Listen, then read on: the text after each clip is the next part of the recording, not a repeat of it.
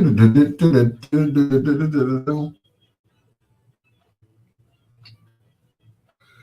even AT&T can stop me from doing my show tonight, I tell you.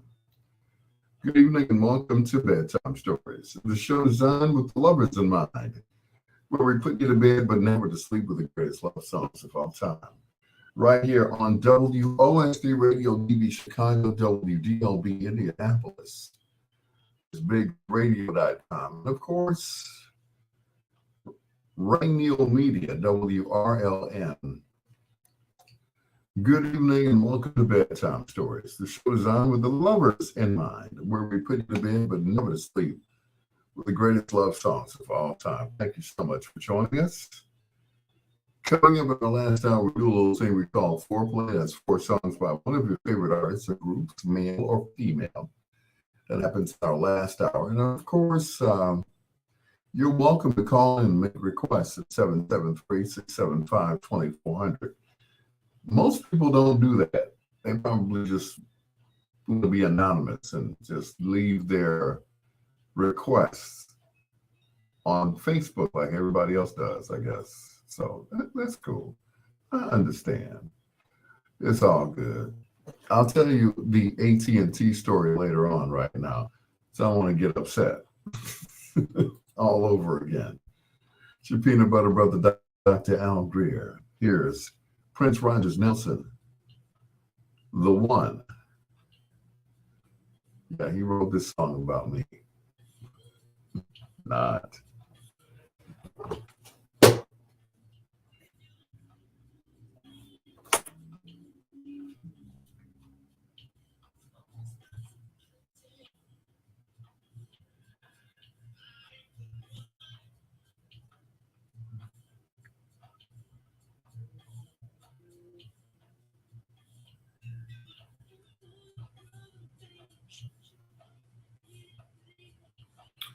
Queen, I ain't the one. All right. Good evening, Sheila Forrest. Good evening, Ronnie. Good evening, Carl Dobbins. Good evening, everyone, as Sheila Forrest said. So, since I have enough people here, I guess I can tell you all. I made a call to AT&T to pay my bill. That was on Thursday.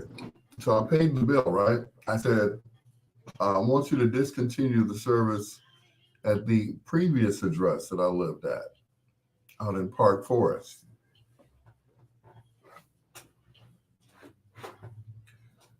Do you know this guy cut my service off altogether? Why would I pay the bill only to get cut off? Cut everything off. I have no internet. What you see right now, should I get a cup of decaf? Yeah. Yeah, you're going to need it because, yeah. So I'm using my phone as a mobile hotspot until they come out tomorrow to restore it, where all they had to do was just turn the box back on. So I had one of those mobile hotspots like this. Well, it ain't working. Yeah.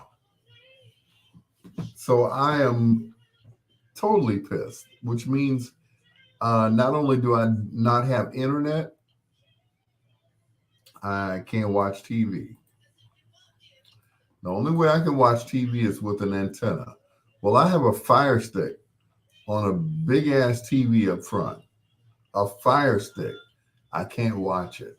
No Netflix, no Hulu, no Disney Channel, nothing. Yeah.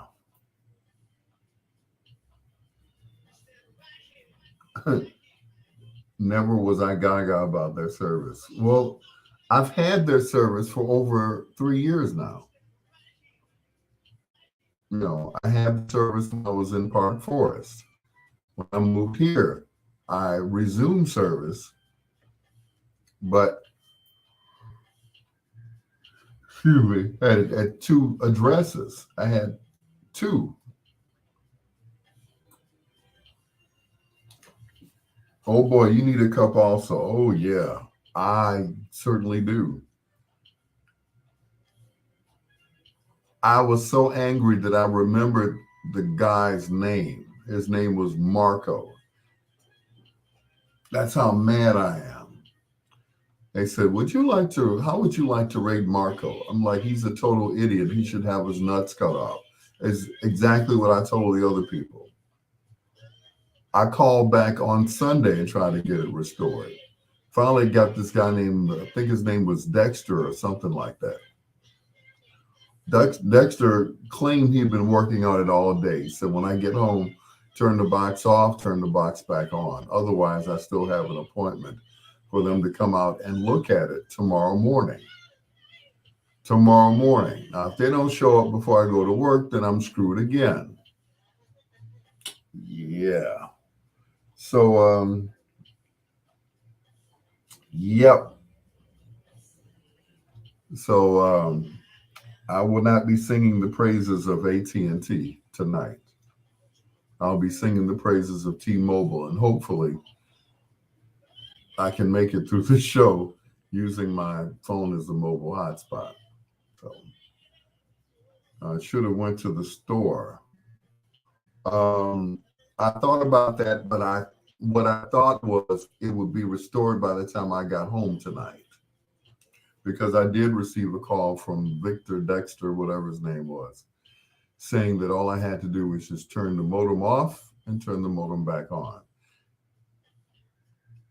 That should have taken care of the problem. So even Dexter Victor agreed with me that Marco was an idiot for doing that. I said he's an idiot. I asked him to cancel service at one place because I had stopped paying the bill for that place. So cut that one off and leave this one on in at the new address. He cut everything off. And they were not quite able to get this modem going. They tried everything, testing everything. It's off. You know, Marco canceled my service without my permission, even after I paid the bill. I have a confirmation email saying that, thank you for making your payment of $55 for your internet. Once again, and then he had nerve to ask me, well, would you like to try our phone service? For what you're paying now to T-Mobile, you can get 4 phones for that price. I'm like, are you a fool? Are you a fool? Marco fixed me, didn't he? Yeah. I know you who the fool is. Whatever his accent it was. Yeah, he showed me who the fool was.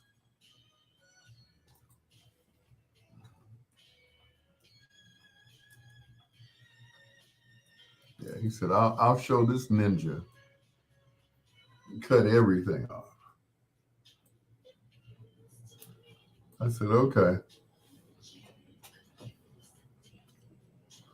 I've had them since 2018. My only issue has been my internet since the winter storm. And that's why I did not get, what was it, the satellite dish. Because I knew once the storm hit, the satellite dish would be screwed up. So I didn't get satellite dish. Comcast, Xfinity, their prices are astronomical. And they say T-Mobile's mobile hotspots internet service is just, they haven't worked the bugs out of it yet.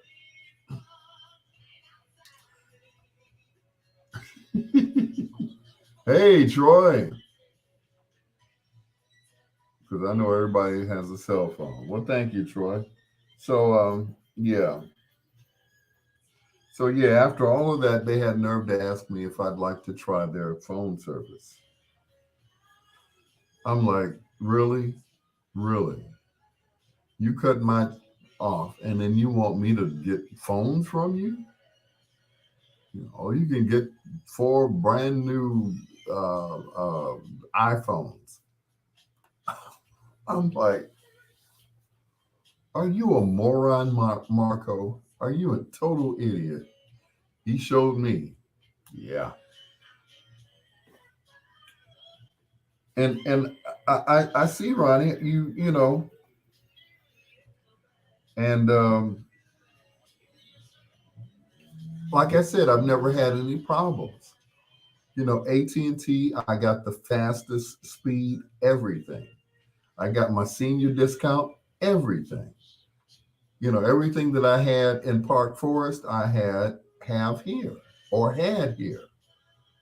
You know, yeah, DirecTV was good, but if it breaks down over the weekend, yeah, no help at all. And that was another thing that I looked at. You know, when I had the station, um, you know, the physical station over on 79th and East End, yeah, I had an Infinity or Xfinity. So I had Comcast back then, but it was something like $100 a month because we needed high speed, you know, in order to, you know, broadcast 24/7. Because people were coming in to do their shows. You know, DJ Carl would do his show, and um, Chef Greg was doing his show, and Hypnotic, and everybody was coming in to do their show except Big Horn. So that was it. But yeah, they fixed me. So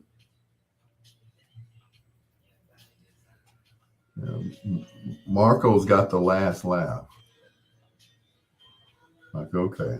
But I was so afraid that if I got the direct TV, that during a storm, it would have that ghosting effect, kind of like it does with the plain old average everyday, you know, antenna, you know, the rabbit ears, as we used to call them. So, yeah, never mind. So, right now, big ups to T-Mobile because my phone is running everything tonight.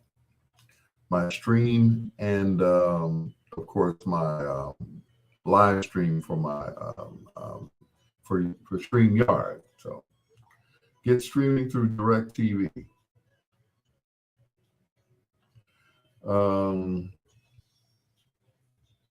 The only thing with that is they wanted um, ran a credit check. And I was like, credit check. Okay. So you have to have A1 credit to get that. So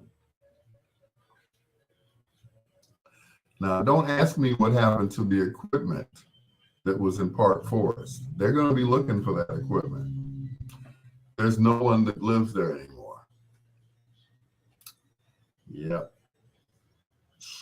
To get DirecTV, they asked me for they did a credit check, and they said, you know, not at this time. They turned me down. I'm serious. My credit's jacked up. You know, a repo and what else? 2 repos and something else. Oh, the house in Park Forest. So yeah, they won't give me nothing. They'd be like, "Here, sir, what's it? What's in this package? Oh, an antenna. Thank you. Now I'll have 3." You know, the streaming through the apps. No, sir. Okay, maybe you're not understanding me. Like Marco wasn't understanding me. The credit check, they won't give it to me.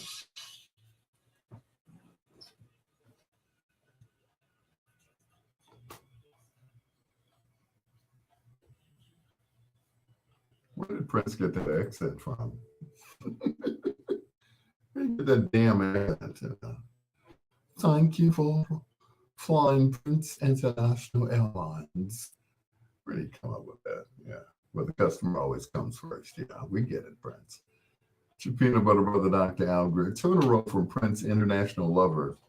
And before that, The One. It's your peanut butter brother, Dr. Al Greer. This is Bedtime Stories. The show designed with the lovers in mind, where we put you to bed, but never to sleep, with the greatest love songs of all time. Once again, hello to Ronnie, also to DJ Carl, and DeMarco from AT&T, because just because.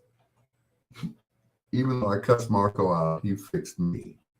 He's like, I'll make sure that modem never comes on again. So tonight I'm using my phone as a mobile hotspot. Hopefully no one will call me. Yeah, right. Yeah. We'll see what happens here. Anyway, we lost another one of the greatest soul singers of all 60s. He was one of the first to sing songs written by Burt Bacharach and Hal David. I think he was 85, if I'm not mistaken. The late Chuck Jackson.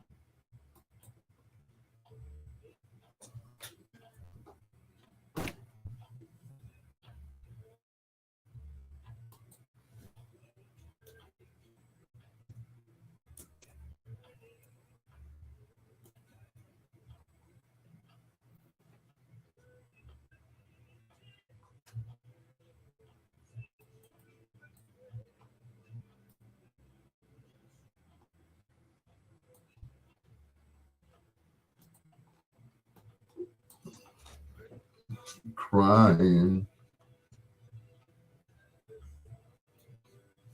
and sighing.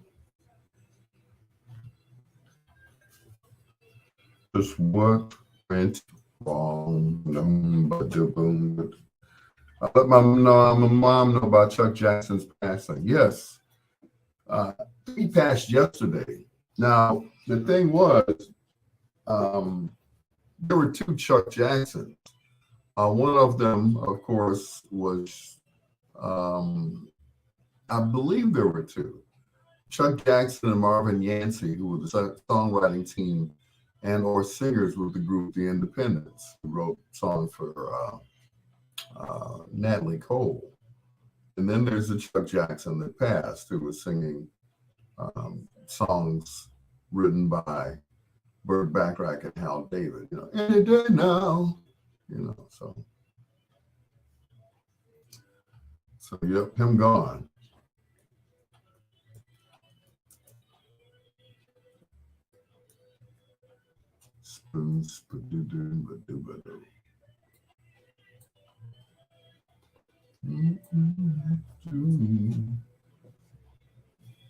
This misery. Now maybe if I charge this up, this might work, just in case as a backup for tomorrow.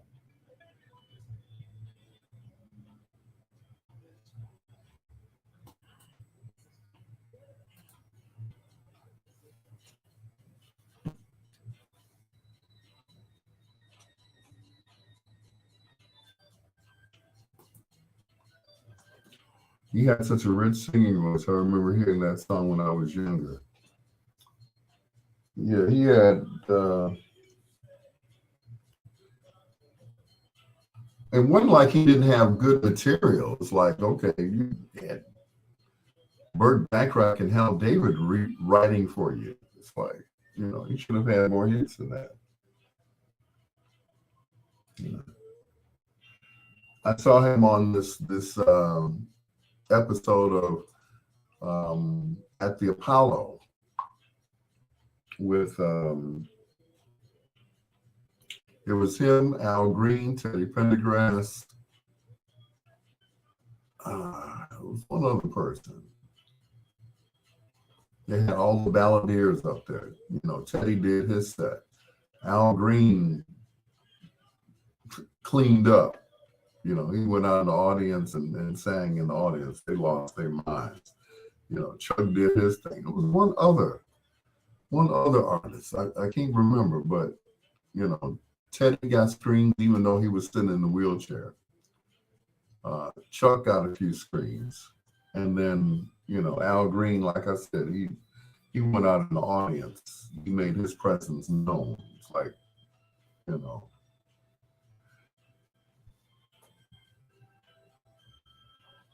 he had to remind them who he was. So yeah, but you can see that on YouTube. I think it is. I think that's where I saw it. I was like, wow.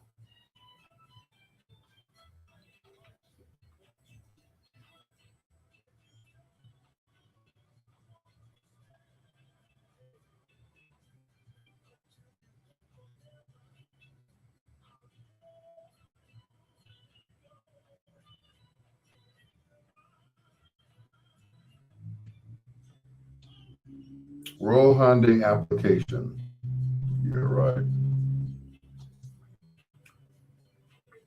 I wish I would get another car. You called it off.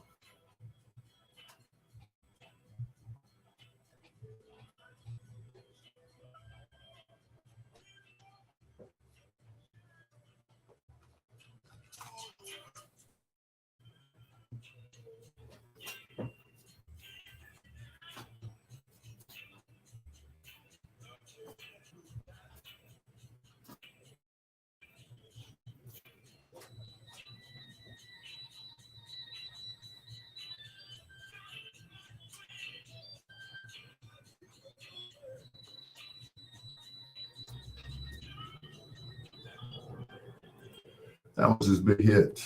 Any day now, Chuck Jackson, right here on Bedtime Stories with your peanut butter brother, Dr. Al Greer. I've got a big surprise for you guys on Wednesday. May not be a big surprise. It's kind of cool as far as I'm concerned. Now, hopefully, AT&T would have figured out my problem, right? So on Wednesday, everything would go smoothly, right? Right. Okay. Anyway, it's me, your peanut butter brother, Dr. Al Greer. This is Bedtime Stories, the show designed with the lovers in mind, where we put you to bed, but never to sleep with the greatest love songs of all time. Like I said earlier, coming up in our last hour, we'll do a little thing we call foreplay. Four songs about one of your favorite artists or groups, male or female. Uh, Sheila Ford said, fingers crossed. Yeah, fingers crossed for Marco that I don't get a hold of him and choke the crap out of him. Yeah. Even the other guy agreed. It's like, this guy was an idiot. I said, yeah, I told you. Glad they recorded that conversation. It's Quincy Jones and Company, Ron Isley, Aaron Hall, and Ara Kelly.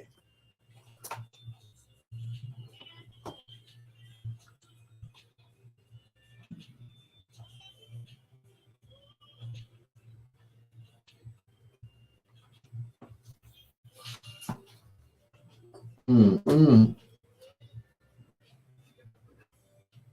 Mm-mm.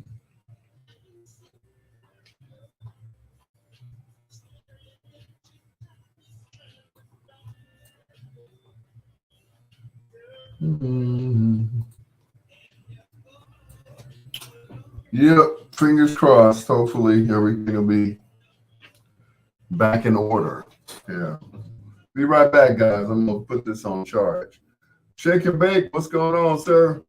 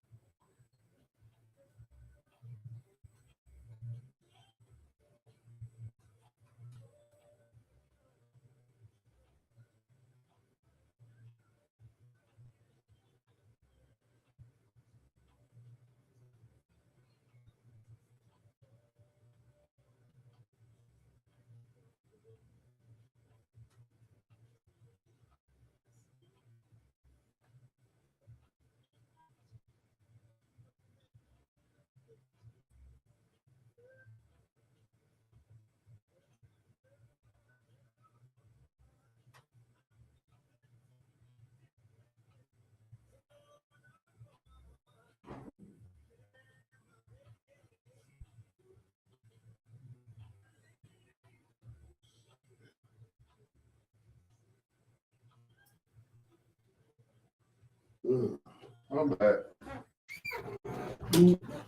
And no, I didn't go to the bathroom, Troy. Troy's like that drunken heckler at every comedy show. He's like that heckler, you know. Everyone gonna start telling some jokes. Like, why are you even here?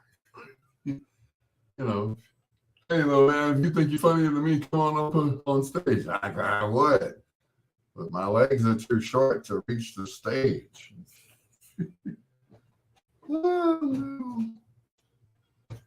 That drunken heckler at every comedy show. That is Troy right there. You know, tell me a joke, funny man. You know, I'm like, shut up. Like somebody kicked this guy out, huh? I got a joke for you. Like, oh God. Security. Just take him out. Oh, no, I mean not take him out. Take him out, like, you know, like pow. You know.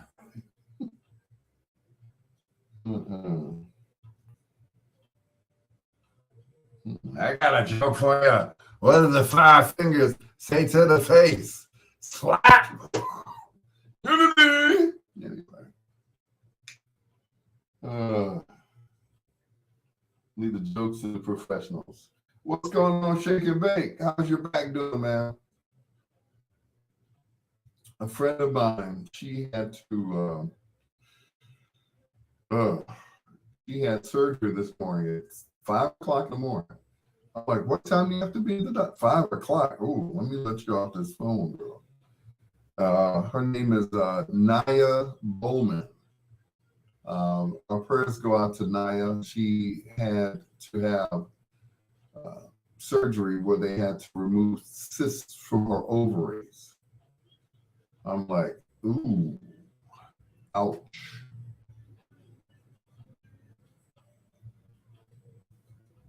I never hear of white women having that problem. It's always the black women who have that problem. You know, cysts on the ovaries. What do they call them? Well, cysts in your breast where they have to take those out. I remember there was a young lady I dated when I was in high school. She had that. She had to have, they found 2 non-threatening lumps, 1 in each breast. You know, fibroids, yeah. Fibroid tumors, yeah. So I remember when we were kids that she had to have surgery. I'm like, ooh. And before that, she had some really, you know, nice, firm, yeah. She has big ones. So, you know, the guys would tease her because they were so big, you know. And of course, she became my girlfriend. So, yep, her mother used to press her hair I think it was every weekend to get that hair rep oil and a hot comb and you know, flatten her hair out every Saturday night. And then she did the unthinkable. She grew her hair into dreads. I said, after all that work your mother went through to get your hair to grow, to keep it nice and pressed and everything else, and you let it dread up like that. I said, she's probably rolling in her grave right now. I don't know whoever came up with that saying, rolling in your grave. If you're alive, you're alive. Why would you be in a grave rolling? She's probably rolling over in her grave right now. Yeah. White women have access to better resources than women of color, healthcare, insurance, etc. Yeah. But Yeah. I talked to her last night and she said, it's what they call it's a routine type um, procedure that is done to women all the time, and that's it. And I was like,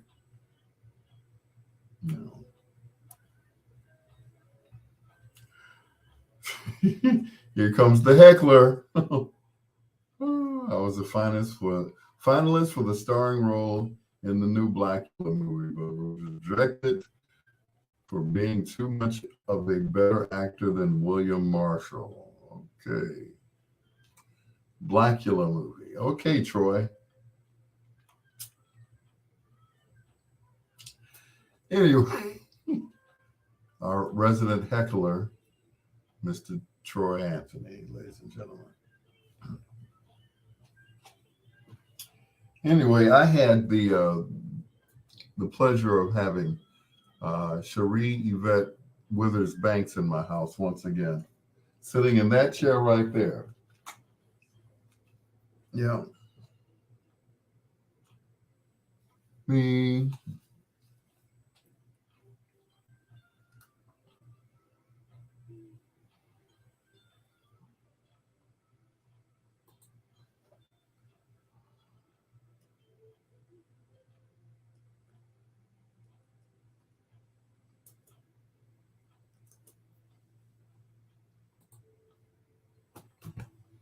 Originally, that song was done by the Four Tops.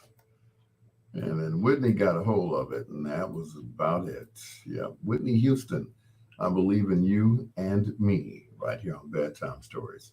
With your peanut butter brother, Dr. Al Greer, thank you so much for joining us as always. Even Troy the heckler, the the heckler, yeah. You know what hecklers are. You know those guys that sit on the side when the comedians are trying to tell their jokes and stuff. You're really gonna tell some jokes? You're like, shut up, shut up, shut up. Anyway, coming up in our last hour, we're gonna do a little foreplay. Yeah, just the way I like it. Yeah. Anyway, our prayers go out to Nia Bowen. She just recently had surgery. As a matter of fact, at 5 o'clock this morning, and I was like, "Wow, I am."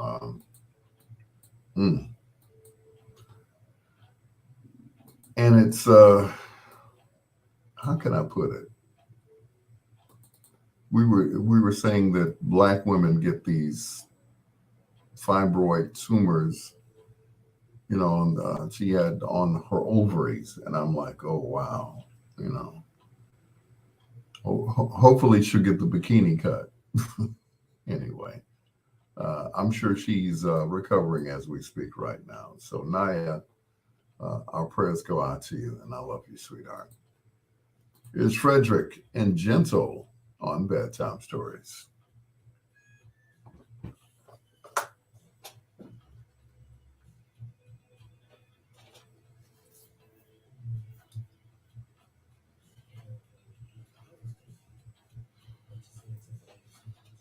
And I know what you want.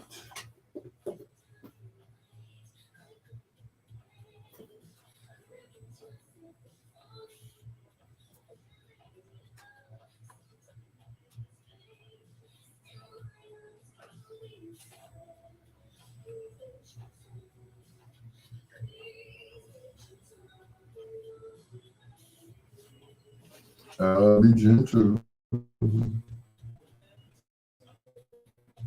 Is it connecting or am I connected?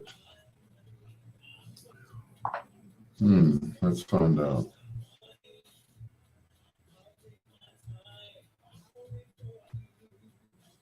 If I'm not on, I'm going to kill that man. I'm going to kill him.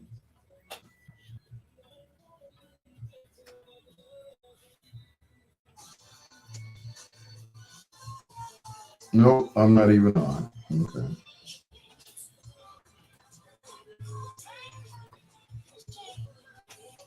Not connected. All right. So I'm basically sitting here talking to myself. I'm not even on. Let's see what happens.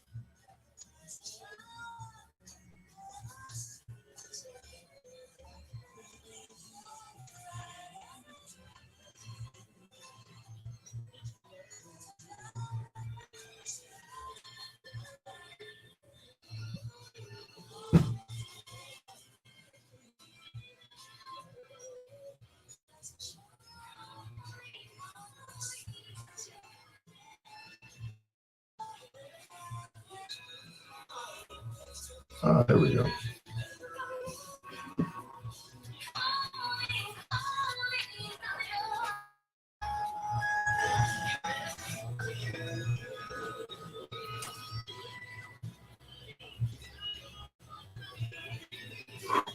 There we go. We're back.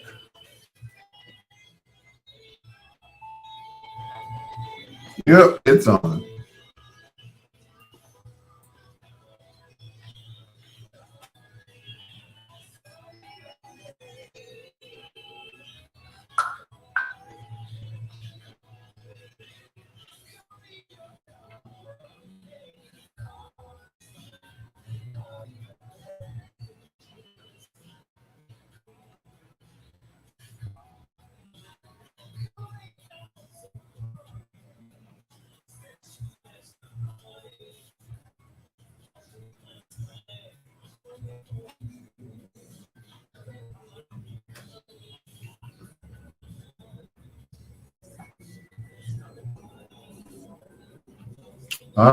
Tomorrow will be 37 for a high, 7 degrees cooler than today. Ooh,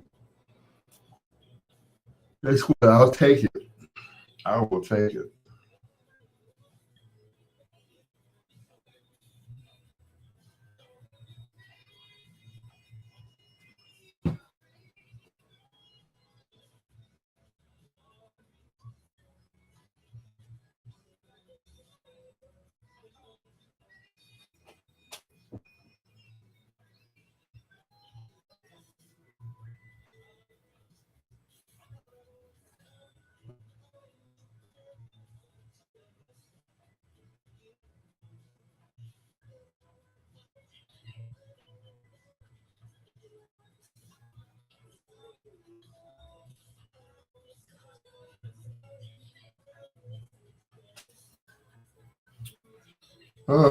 Anyway, not necessarily we have to look for the correct information and resources, which there is so much out there. The only thing is, most Black women don't know about it. There is, you know, there is help, but we don't, unless you have a regular physician. If you have a regular physician, then you're all straight. But you know,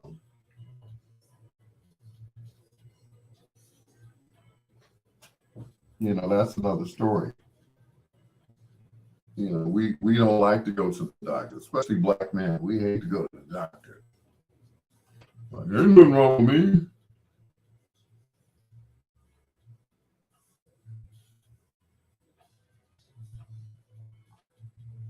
I'm just fine.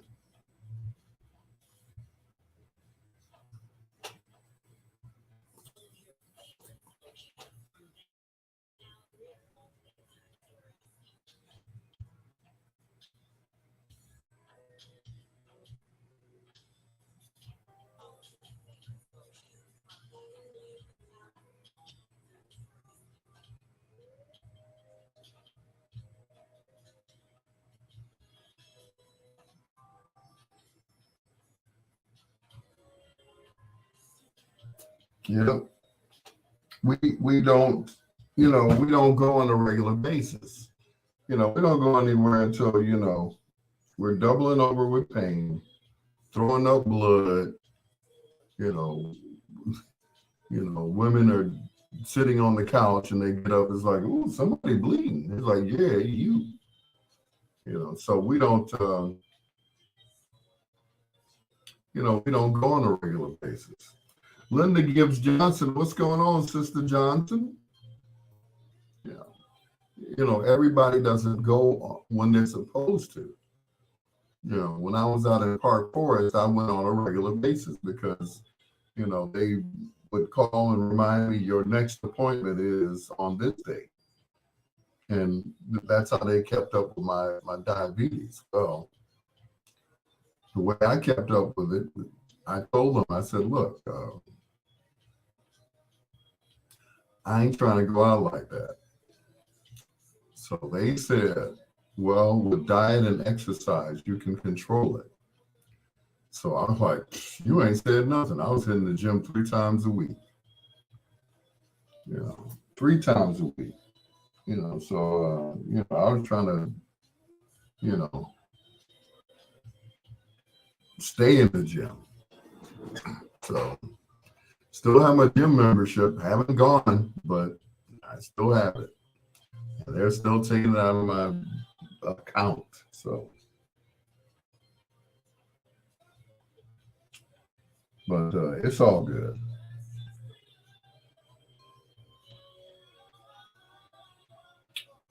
It's all good. Charlie Wilson had gratitude for his wife for making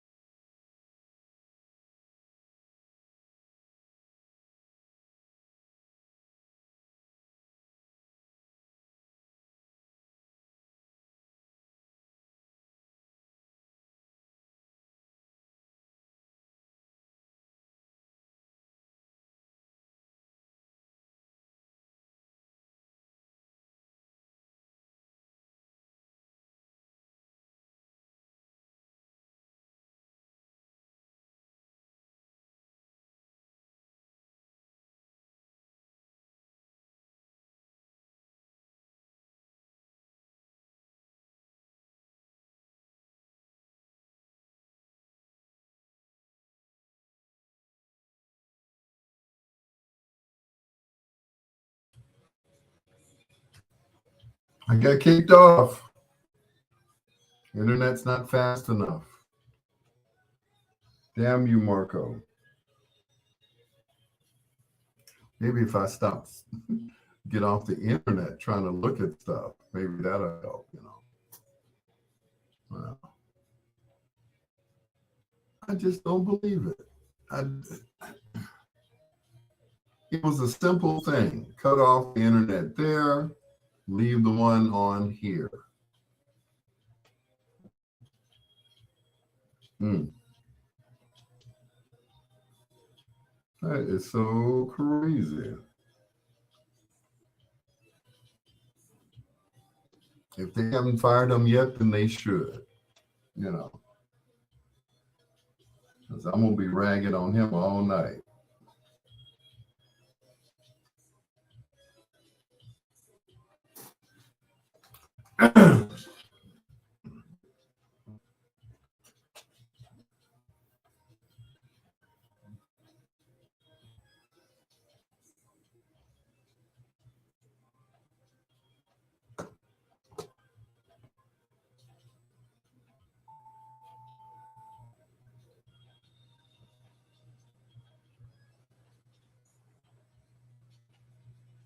Make me a believer. It's one of the few songs where Luther's saying girl in it. He doesn't really mean it, but he's saying girl. Girl. It's your peanut butter brother, Dr. Albert. He fought hard to keep his sexuality a secret, you know.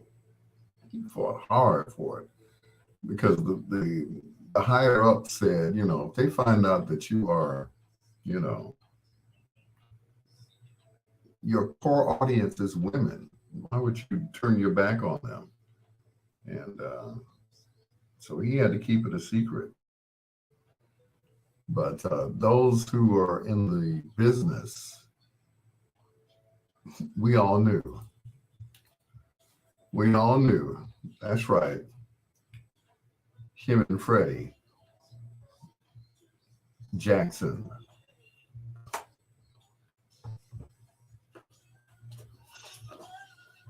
Okay, what's going on outside of my window? I see flashing lights. Ooh, po-pos, for real.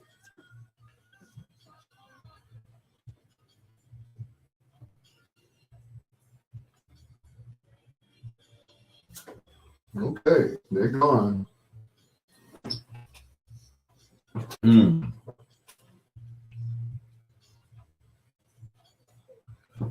Now, according to Freddie, he's not, he's not.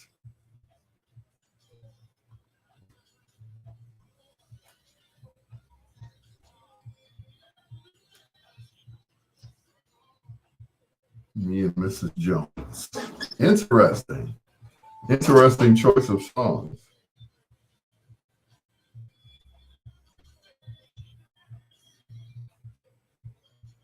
Very interesting.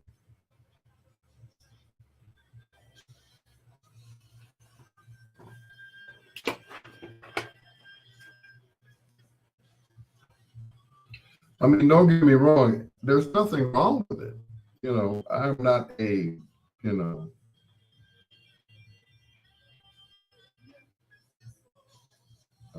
what do you call it? I'm not a homophobe like Troy is, but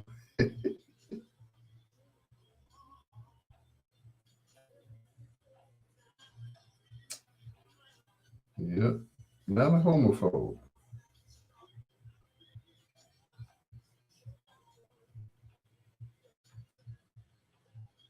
In fact, my first best friend was like that. We were having a conversation one time after leaving church,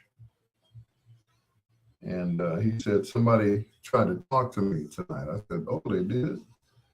What'd you do? Punch him in the face? He said, no, I got a date with him on Saturday. Oh, okay. Different strokes for different folks. So I get it. I understand. But the thing about it is he waited for his father to pass before he even, you know, before he came out. Yeah. His dad would have killed him.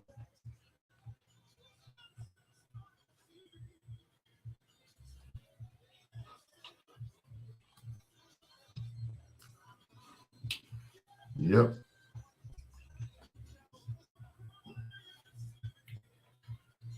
Your dad wasn't playing that. He was like, what? I ain't have no girls.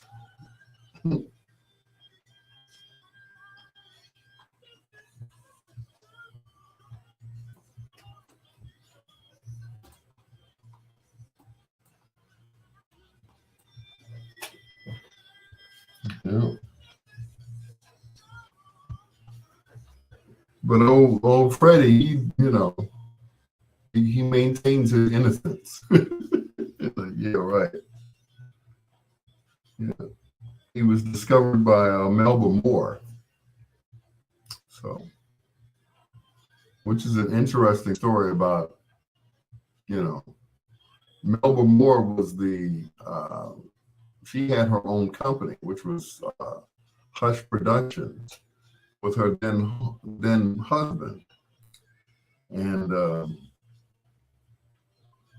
one day she went to work, and they were like, "Oh man, you don't work here anymore." Yep. Her husband banned her from even coming into the building. The business that they had, you know, uh, had started together. Yep. So she was not allowed to come into the building anymore.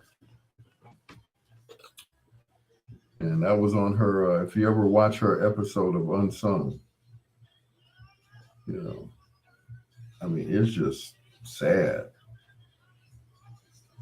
You know, he did her wrong.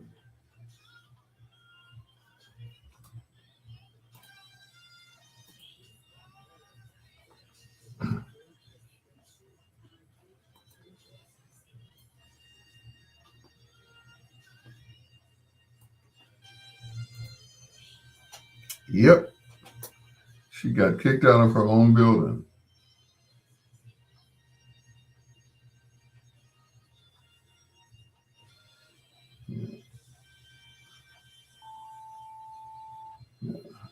Hubby decided to go in a different direction. Yeah, a different direction. And it didn't include her.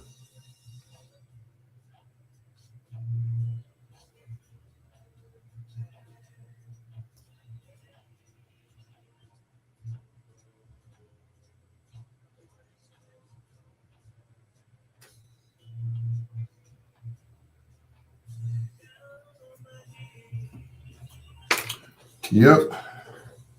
The music business makes for some strange bedfellows. Trust me.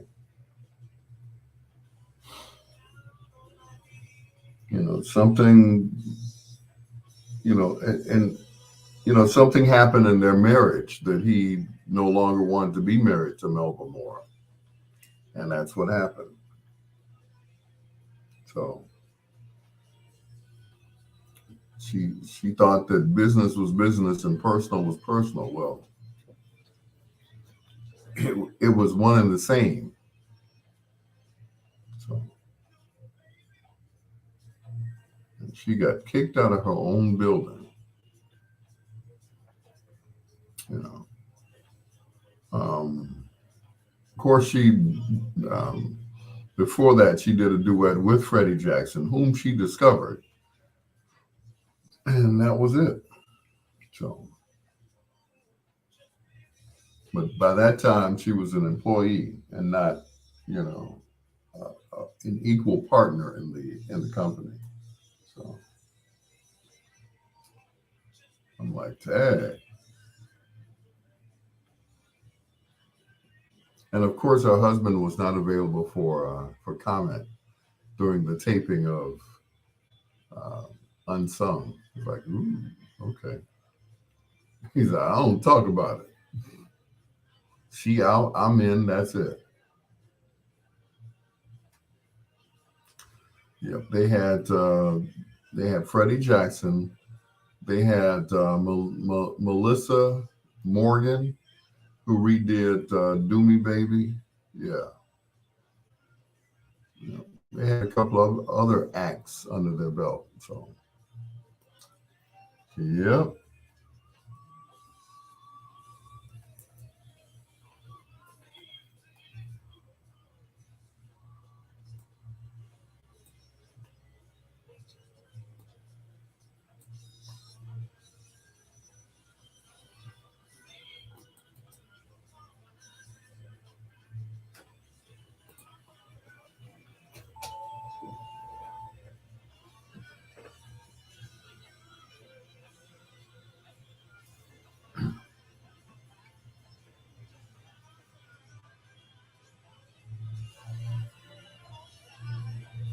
You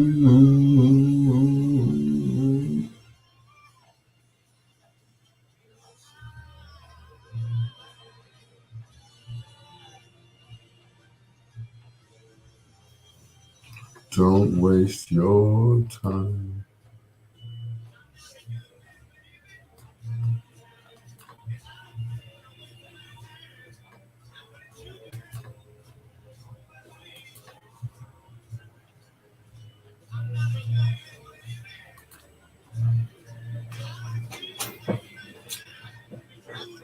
Ooh.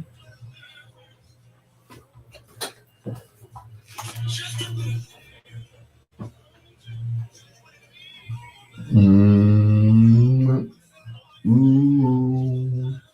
Don't waste your time.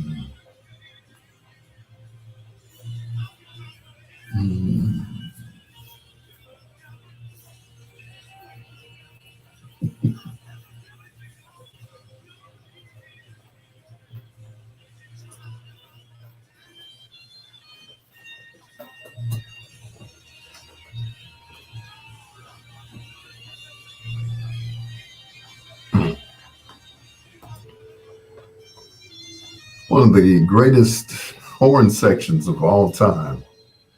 Tower of Power out of Oakland, and You're Still a Young Man. They were originally known as the Motowns. Of course, they quickly changed that name. I mean, one of the greatest horn sections of all time. They played behind Rufus featuring Shaka Khan. They played on At Midnight.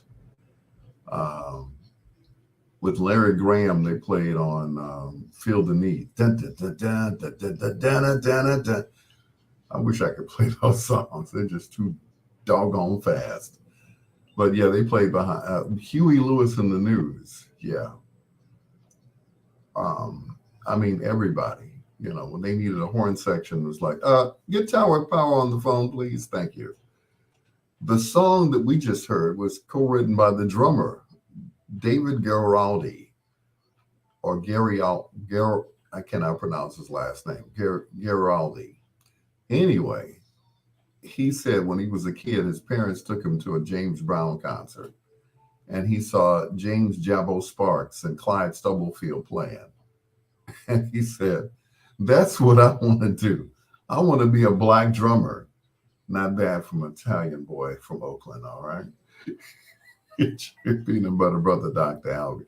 And get this, he ranks like number 35 in the greatest drummers of all time.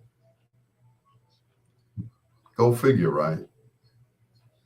White kid goes to a James Brown concert, sees the drummers and says, yeah, that's what I want to do. And outdrums them. There you go, Troy. There's your story right there. Bedtime Stories is brought to you by our good friends over at Grubhub.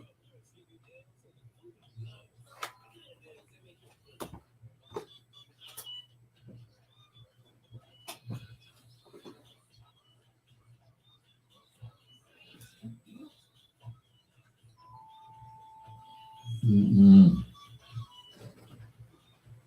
Mm-mm. Mm-mm.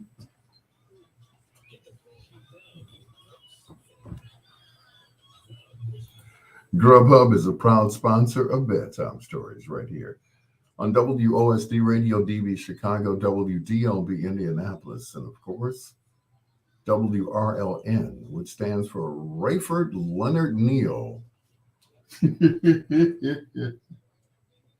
My nephew's going to get me for that. Anyway, it's your peanut butter brother, Dr. Al Greer. This is Bedtime Stories, the show designed with the lovers in mind, where we put you to bed but never to sleep with the greatest love songs of all time. Troy the Heckler Anthony is saying that white guy already was a great drummer and James Brown's drummer was copying him, which is amazing because Dave was only a teenager at the time and they were grown as men. But thank you. Here's a song that my nephew used to play at the end of every show. I don't know if he still plays it. It's probably one of her only big hits. Tata Vega is her name. I love this song, and I'm not playing it because I'm trying to copy off of him. It's just a beautiful song. Just when things are getting good, Tata Vega on Bedtime Stories with your peanut butter brother, Dr. Al Greer.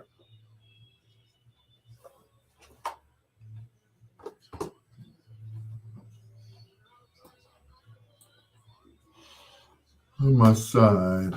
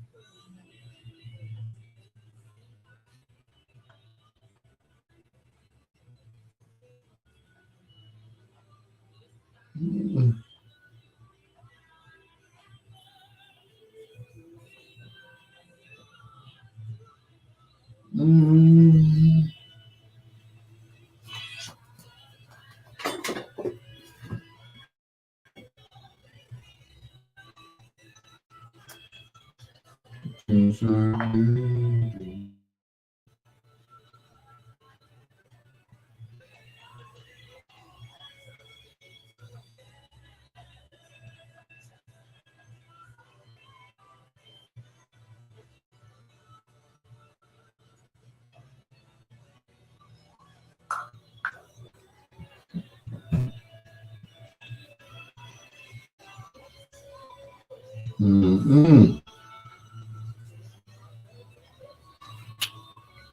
So Ronnie thought, she said, I love the live version of Cloudy. So do I. Unfortunately, Tower of Power didn't do that. That was AWB, but I understand. And I'm going to play it next. I'm Casey Kasem. Anyway.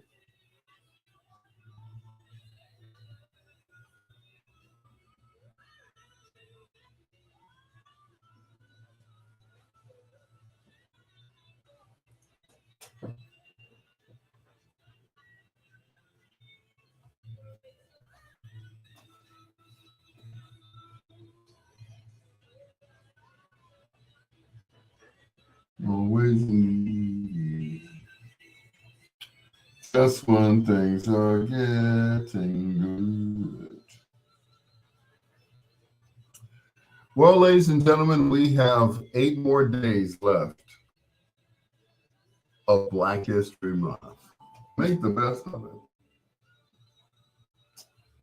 Yep.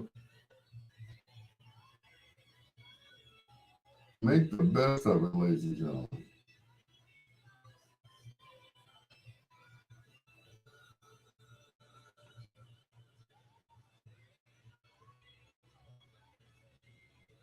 That's right, 8 more days.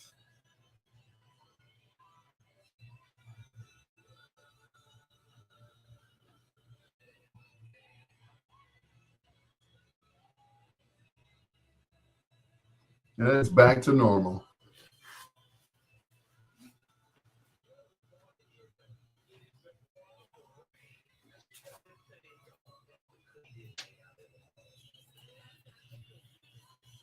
Yep. 8 more days, and they go back to treating us like boo. Well, not that they ever stopped. I mean, you know.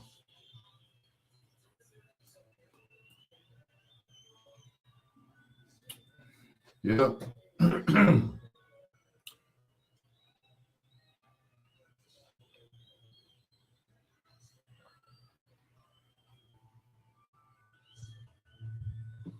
But we'll always remember the young man that was beaten during Black History Month by the 5 white police officers. We'll always remember that for Black History Month, which is a shame. It's a shame. It's a doggone shame.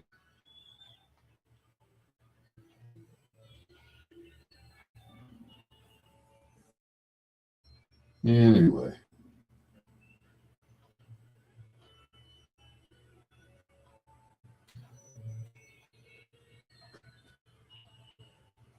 Mm-hmm. So I have a whole TV stand that's sitting in my van. I can't get it upstairs. See, I live on the 2nd floor, and that's about 8 to 12 stairs and no banister. So I asked my son to help me. He said, when I get off work at 7 o'clock in the morning, I'll come over there and I'll help you take it upstairs, Dad. That was 2 days ago now. So there it sits, because behind me there's a whole television. So once I get that, get that thing upstairs, then yeah, it'll go right there, and then the sign will move, and the sign will move to the side, and that'll be it. But until then, and then of course there'll be like a logo on the TV and all that stuff. Kind of professional, kind of like that other station, the real station. iHeart's a real station. We're not real. We're pretend. You know. And I ask people all the time. It's like,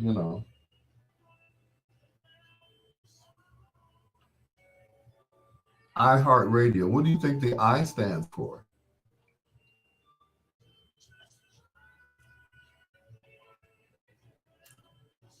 I love internet radio. And that's what it is. They're internet just like we are, because once you leave the coverage area of a V103 or a GCI, once you get out of the area, you can no longer pick up the station. You can only pick it up on the app.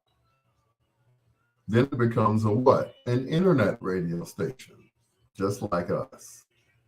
Then there's a level playing field. The only difference is they're pulling in a lot more money than we are. That's about it. Interactive, no, not even close. But internet, yeah. So they become an internet radio station like us. They have an app. We have an app. We just don't have a transmitter and an antenna. Our transmitter and antenna is the internet.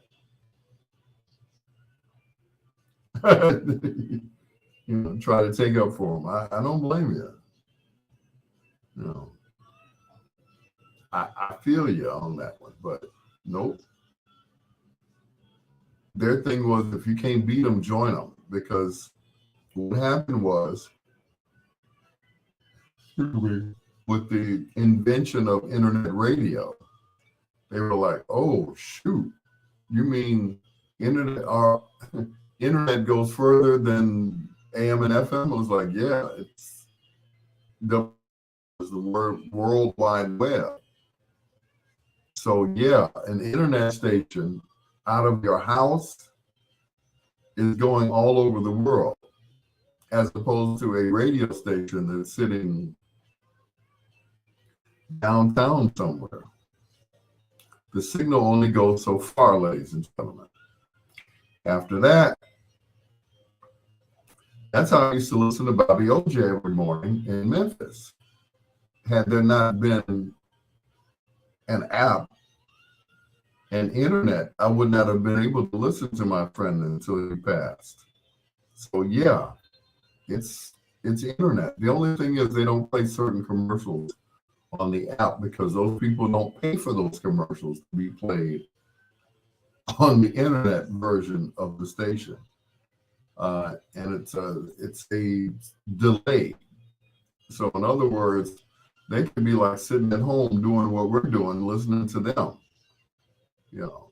Now they have to run a disclaimer. The disclaimer says portions of our programming are pre-recorded.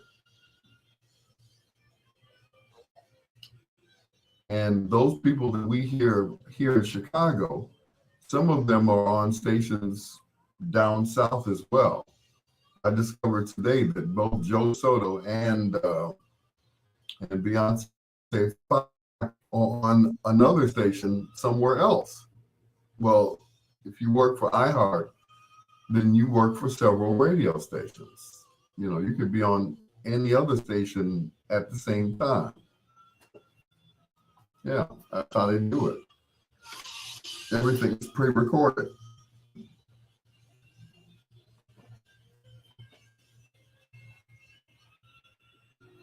Ferrani, AWB, and Cloudy from the album Person to Person. That's the live version of Cloudy right here on Bedtime Stories. What is that noise? Oh, I'm listening to the delay. Okay, that's what it is. I'm like, where's that noise coming from? It's coming from me, listening to myself. Well, it's your peanut butter brother, Dr. Al Greer. He's trying to explain to people what the difference between internet radio and terrestrial radio. You're welcome, Ronnie. Of course, terrestrial radio is AM and FM, right? How we grew up listening to radio. And that was it. That's how we grew up listening to radio. Then the advent of internet radio came out. And now everybody and their mama can have a radio station out of their house. All they need is internet, which I don't have right now, but I got a whole radio station, which is kind of cool. And it goes all over the world. So some companies were smart to get in, you know, on the ground floor because they knew internet stations would knock them out of the box because we're more lax. You know, we don't have to stick to their 500 song playlist, or in some cases, 300 song playlists because they play the same damn songs over and over again. If I hear Bruno Mars one more time, I'm just going to throw up. That and Beyonce, Make Me Say It Again, girl. They play that like it's a new song. I'm like, he made that song before she was even born. Really? It's a new, yeah, okay. Play that new Beyonce, Make Me Say It Again, girl. You mean by the Isley Brothers? Never mind. Here's Melissa Morgan on Bedtime Stories.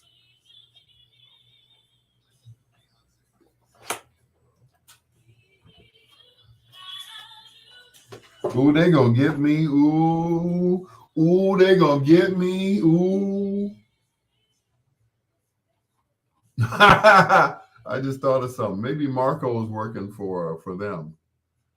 Yeah. Said Marco, we'll throw in some more money if you shut off Mr. Greer's internet. Okay. I don't know who he is, but I cut off. I cut off if you want. So yeah, I I got screwed. John Caldwell, what's going on, sir? The Illuminati?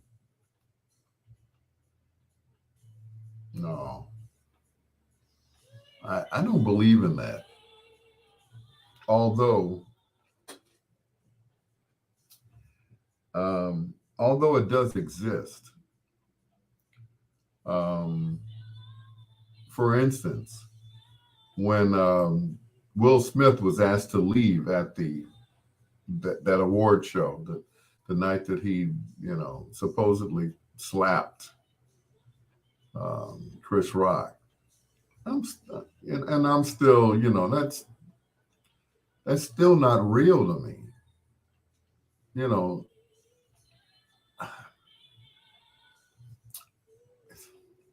I don't care if it was on TV or not.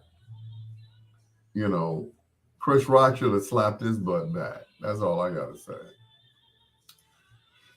But a year later, they're still talking about that. Switching gears here. A year later, they're still talking about the controversial slap or non-slap. But had it been some brothers, you know, just let me come to the Chicago Soul to Soul breakfast and slap Gary Tyson. Trust me, if he ain't gonna laugh at others. I got slapped by Al Greer. No, it's gonna be tables flying, food flying in the air. It's going. He's not gonna let that go. Trust me. Trust and believe. He's just looking for a reason to kick my, you know what, you know. And the fact that I started it, oh man, you know, he would try to stomp a mud hole in me. He's like, oh, I've been waiting for this. Thank you, Al Greer, for this opportunity to whoop your ass. Like, come on with it. It's okay. Anyway, but all I'm saying is that slap was not real. It was, and everybody's still talking about it. You know, Will is a part of that whole thing there. He's still making movies. He got Bad Boy 5 coming out. He's still making movies. He's still the producer of Bel Air. He's, you know, it's like he's still going to work every day. He just low key, you know. But they made a big deal out of this, you know, this which wasn't real. You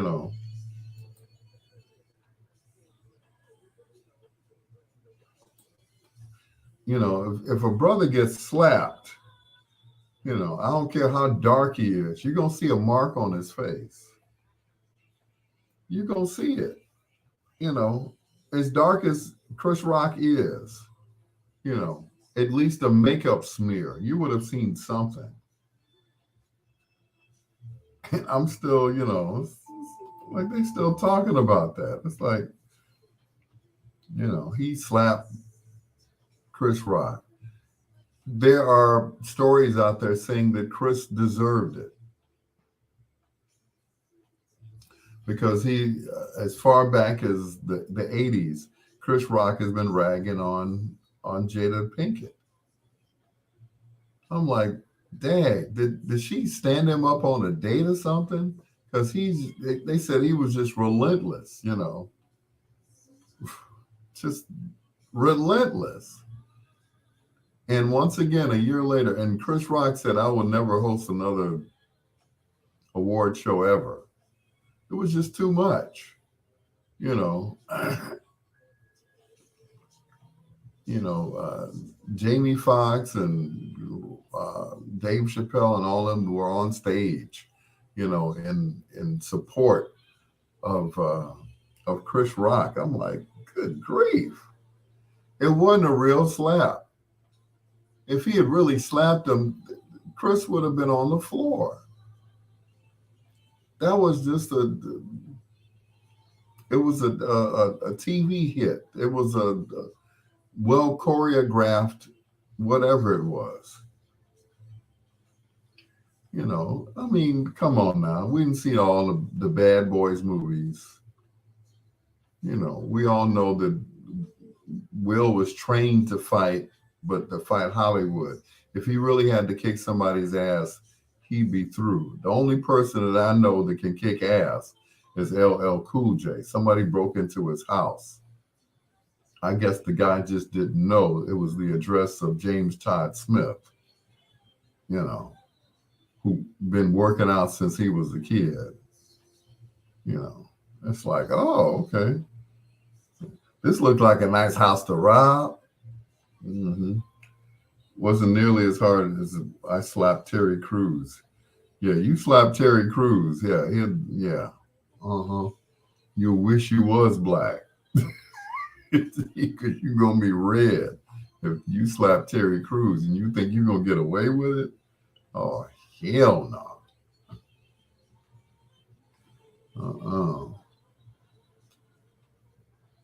That man got muscles on top of muscles. He was a Jewish guy before I hit him. Now that's the funniest thing you said since that Elton John joke that night. I'm still laughing at that one. Gives new meaning to the term, don't let the sun go down on you. I'm still laughing at that. That was some funny-ish right there. That was funny. But this one, yeah, only Troy. This one tops that one, Troy. Good one. He was a Jewish guy before I hit him. Very good. You redeemed yourself. All right. All that stuff about Jerry Lee Lewis and all that stuff. That's, that's a crock. He's a crock. I tell you, it's a crock. He was a Jewish guy before I hit him. He said, oi, oi, vey. Hey, what happened? Aha. Yeah. You slapped him pretty hard, I tell you. Slapped his yarmulke off. Yeah. Anyway. Yep, that was a good one, Troy. Yep, you have redeemed yourself in the Comedy Hall of Fame. Yep, you've been added to the next tour of the Kings of Comedy, sir. Mm-hmm.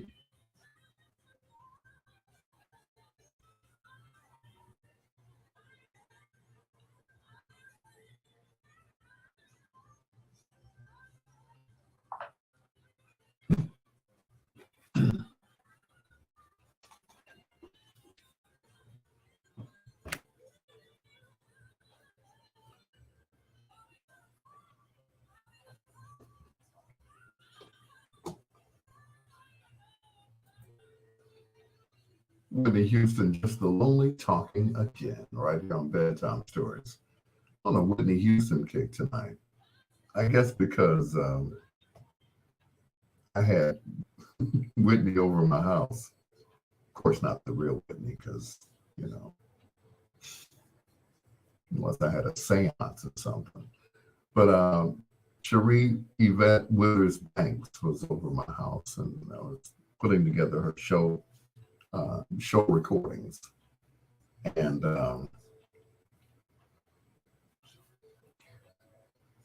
she is not my type, but I would definitely make an exception because she's just rail thin.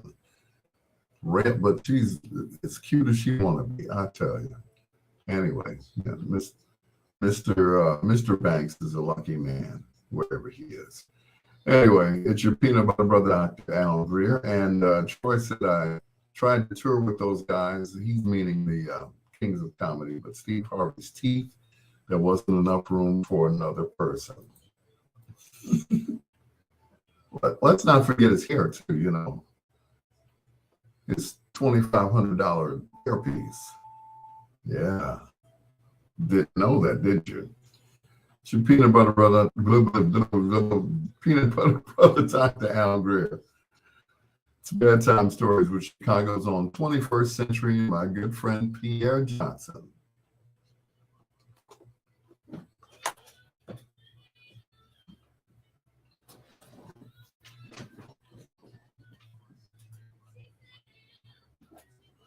She said that we were there.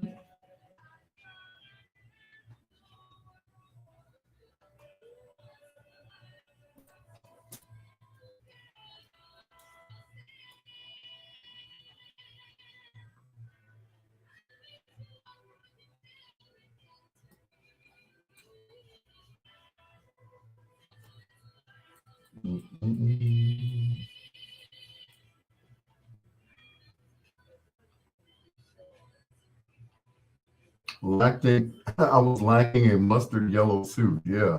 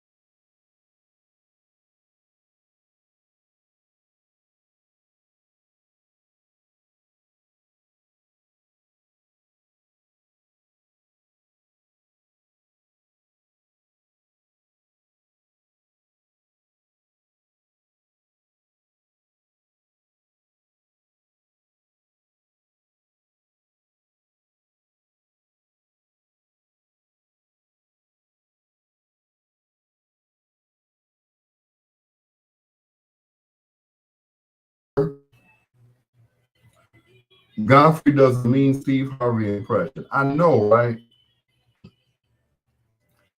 I've seen him do it, and Steve saw him do it, and Steve was not impressed. You know, Steve was not impressed by that. But yeah, he had the laugh down there. Somebody said, he had it down more than that. You know, I do a better Bernie Mac than I do a Steve Harvey.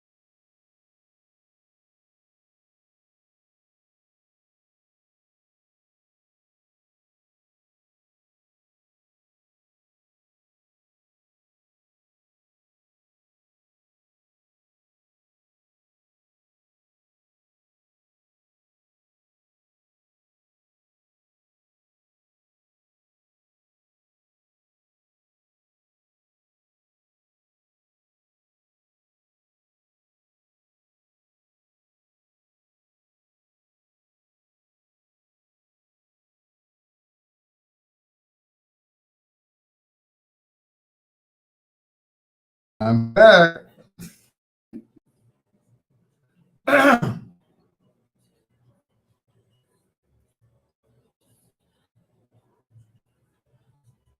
You know,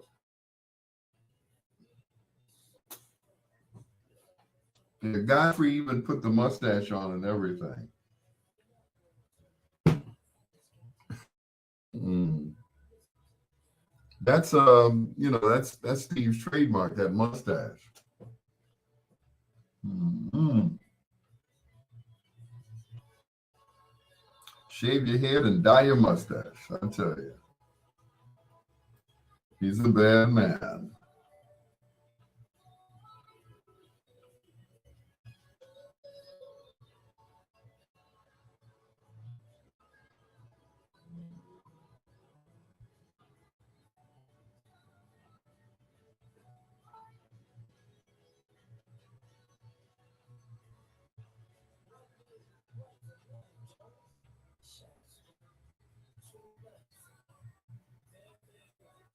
And you can't seem to get yourself together.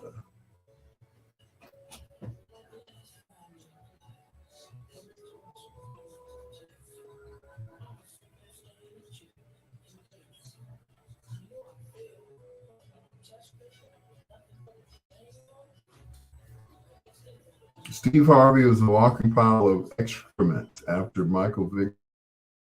He said, F those dogs. My pit bull would love to meet him. Oh, no.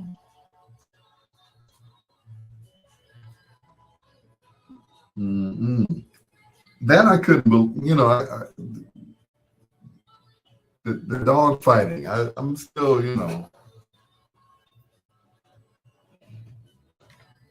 I have a nephew who used to train dogs.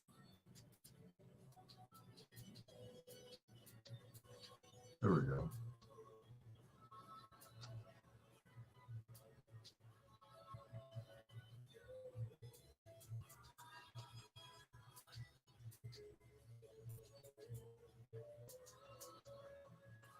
What's wrong with my ring light?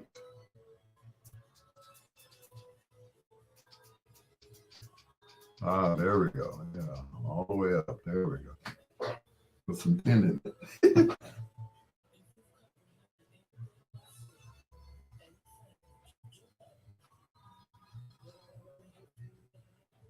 It's that you too have a love, Joan.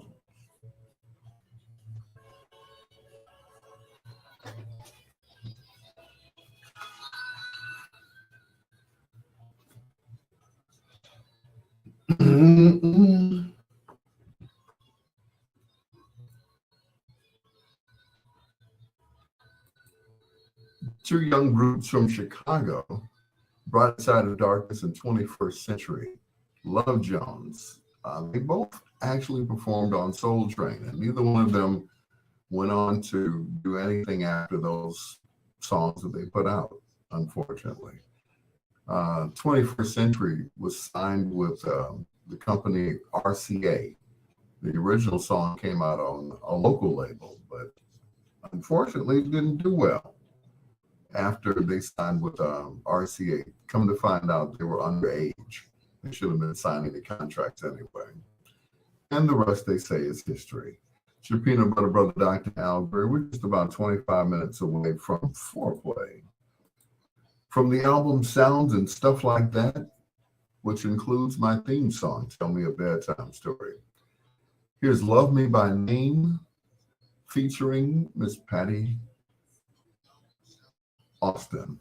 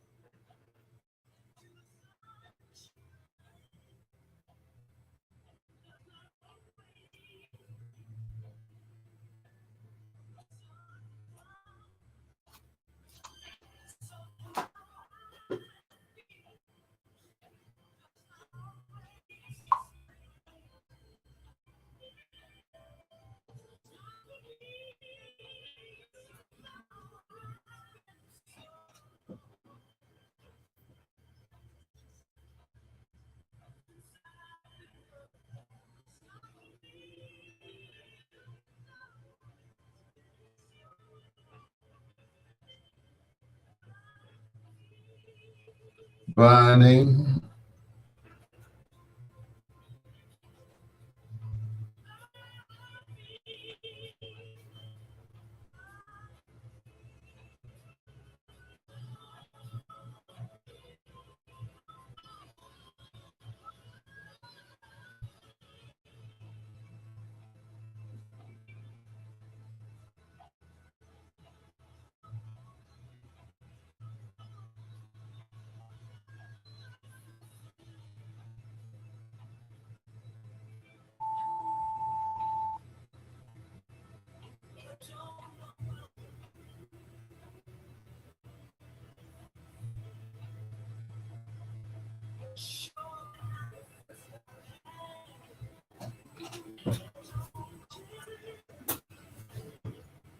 Oh, you have over 10,000 people viewing you on YouTube. Wait, that's for Bedtime Sex with Pam Greer.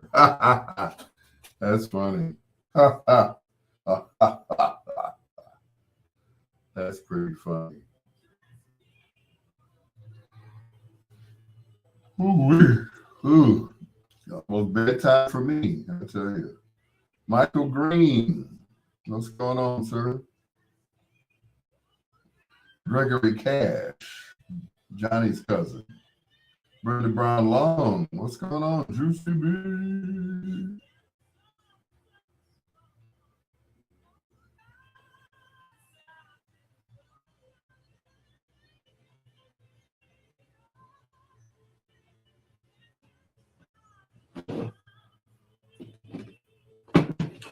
By name.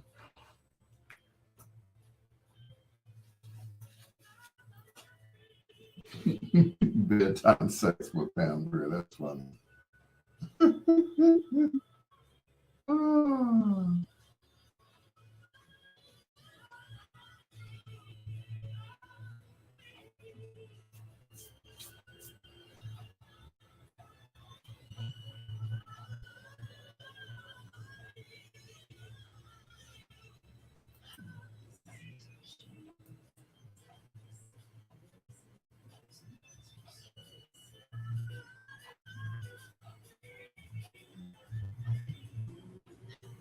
Sam Hawkins, what's going on?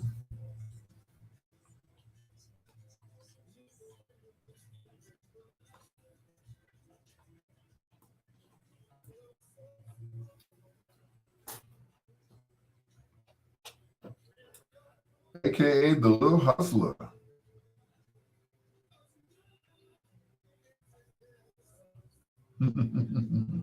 Hi.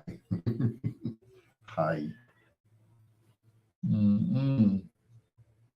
Not out hustling tonight, huh? Yeah, I'm sure you'll get back to it tomorrow. She was telling me how much money she was making. I was jealous. I'm like, Dad, taking the day off from the hustle. I know that's right. I only made 250 this weekend, which is a slow weekend for me. 250? Oh yeah. I was a little upset that I did not make more money.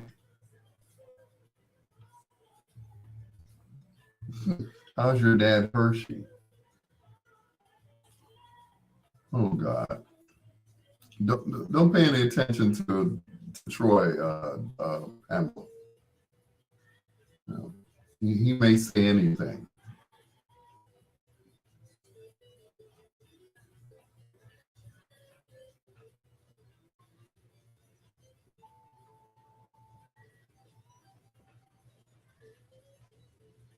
Oh,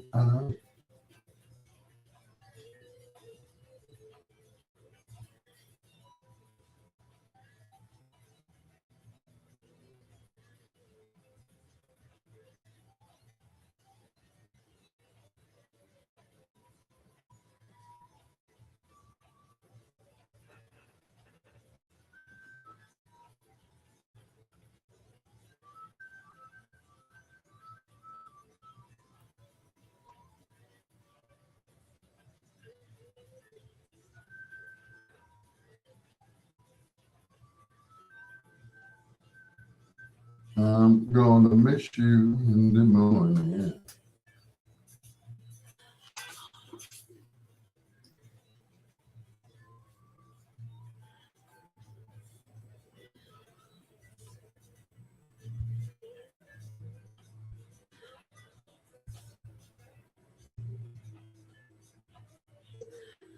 Mhm.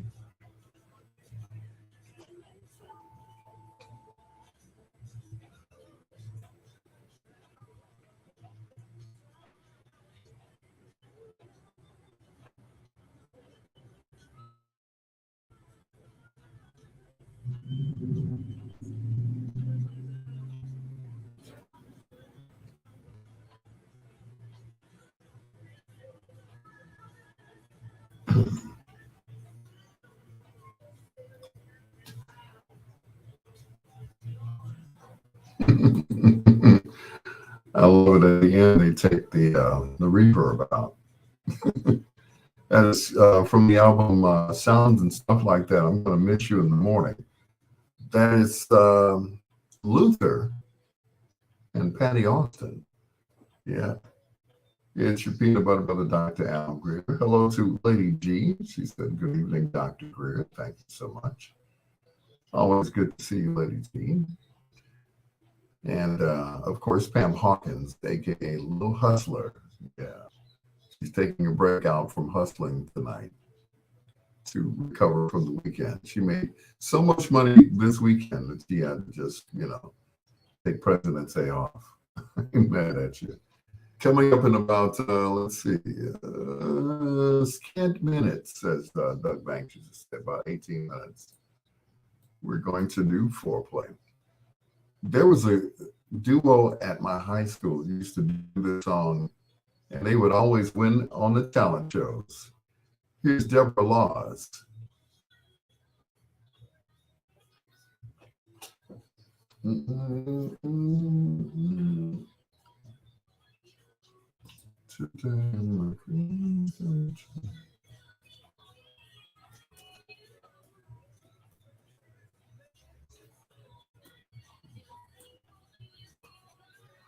Look straight into my eyes.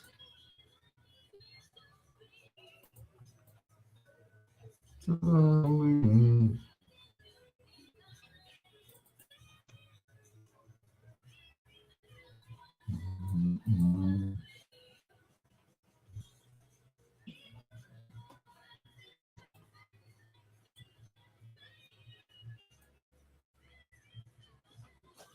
Take care, Lady G.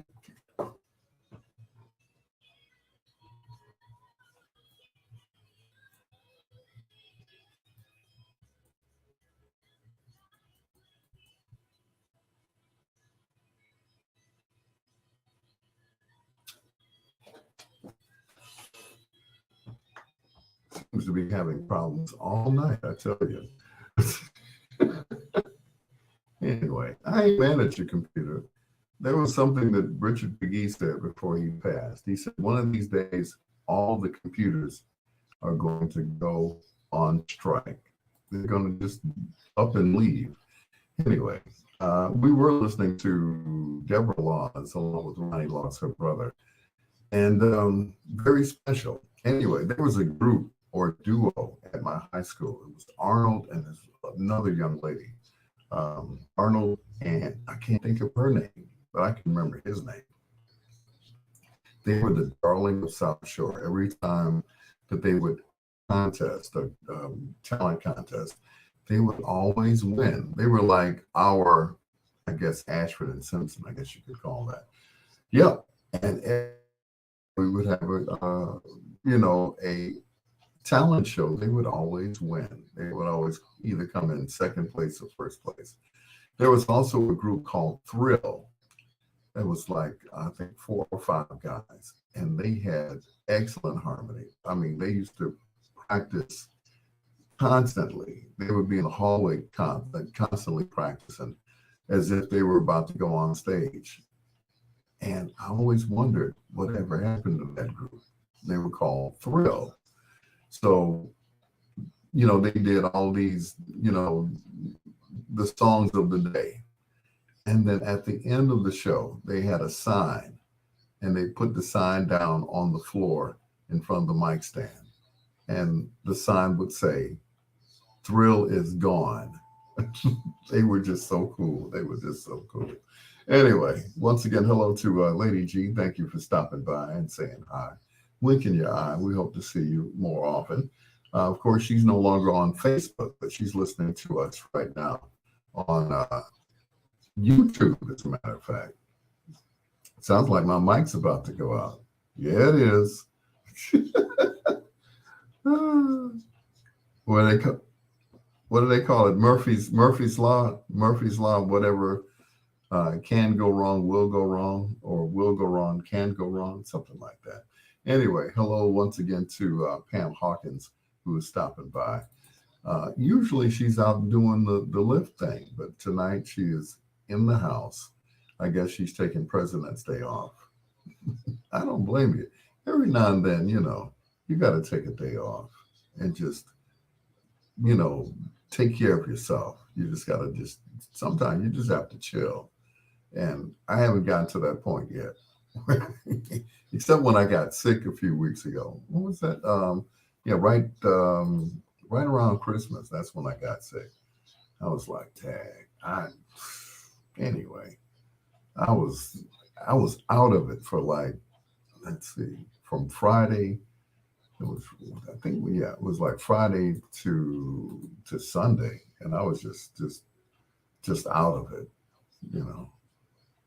Everybody was like, "Did you take a COVID test?" I said, well, "No COVID to be taken." Did you take a COVID test? Did you? No, I'm not even claiming that. All right. Let's start this again. Deborah Laws, Ronnie Laws, very special on Bedtime Stories.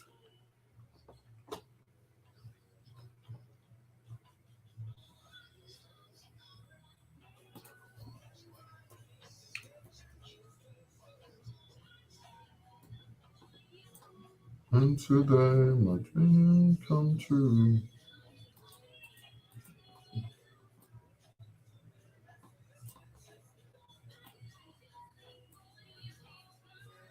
You look straight into my eyes.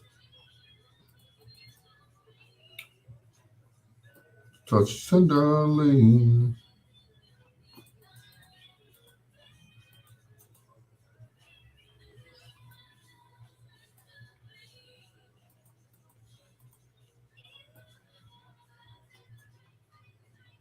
Baby.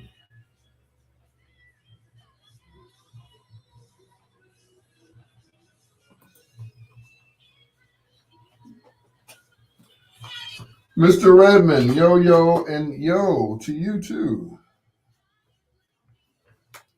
Mr. Hip, Nadik. Our sister Valerie said I didn't take any pictures the other night when I was out there at what's the name of that place? Starts with an R. I'm like, I had to go outside to change. I had to go outside to change my mind. It was so tied up in there. And I hate to say it, but it was too tight in there for me, which that normally doesn't happen. Yeah, right. It's always too tight for me. But I wanted to stay too. Rutgers, you know. I'm like, I wanted to stay, but the DJ wasn't playing my kind of music, if you know what I mean. You know,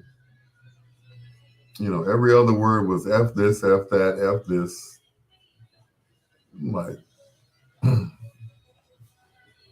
how about some OJs? I know, right? Anytime the only time the OJs had words like that is in the dressing room. F you, Eddie. F you, Walter. You know, and they get out on stage and dun, dun, dun, you're my darling, baby. And they get backstage and you stupid, you old mother, you old. That's why they retired. They can't stand each other anymore. They can't stand each other. Like they had put up with this facade long enough, trying to act like they like each other. I'm like, but they made a lot of money. I will admit, they have made a lot of money, you know, a lot of money, and still making money. They still get royalties off of all the songs that they did in the 70s with Philadelphia International. So, can you play So Satisfied by Ashford and Simpson? I certainly can, sir. Absolutely. And that's just it. I have nothing against you all's music. I just don't I just don't like it. I don't understand it. I don't dig it. I don't dig it.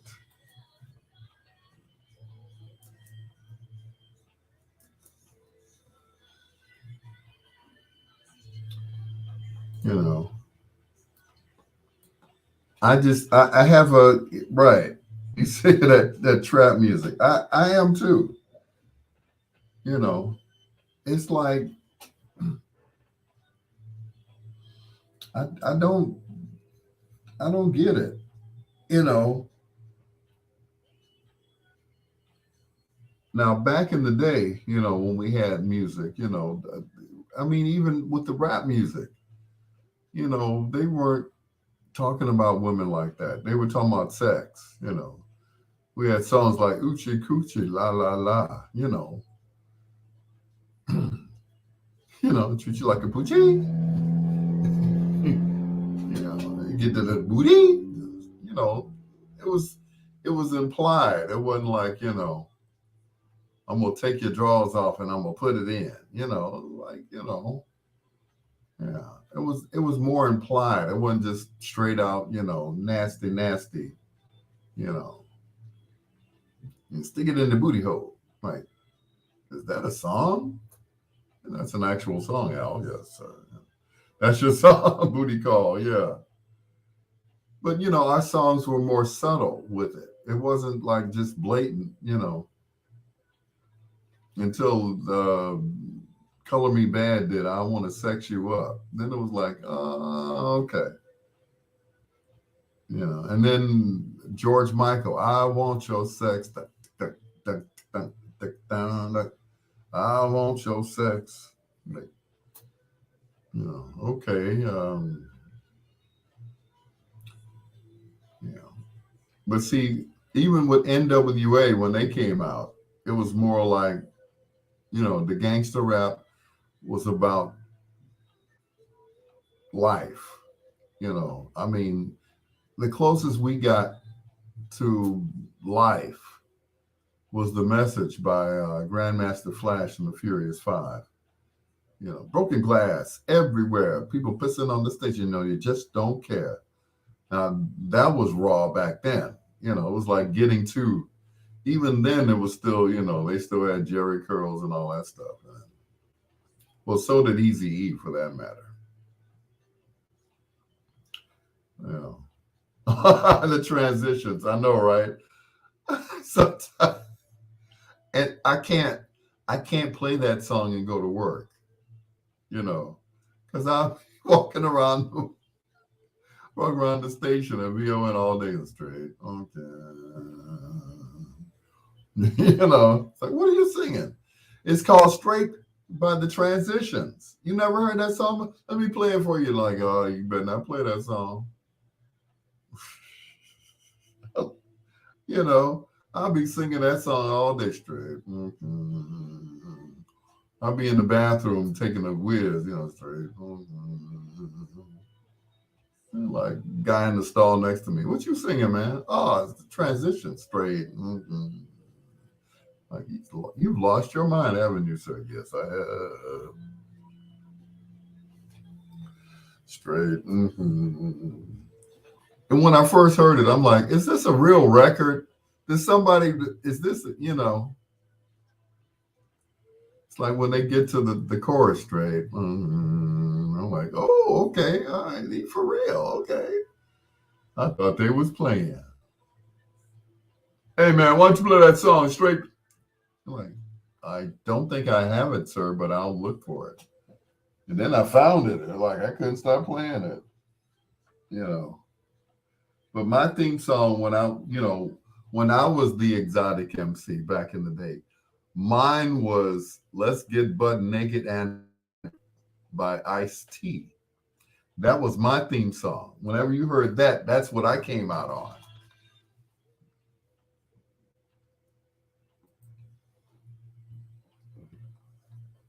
Out of that talented Laws family, that's Eloise Laws. And Love Comes Easy, right here on Bedtime Stories with your peanut butter brother, Dr. Al Greer. After this, of course, it's foreplay. You know, after the party, it's the after party. And after the party, it's the hotel lobby. Right, Mr. Redmond? Yes. You're so satisfied from Nicholas Ashford and Valerie Simpson. I think this was 1973 or 4, something like that on Bedtime Stories. Foreplay is next.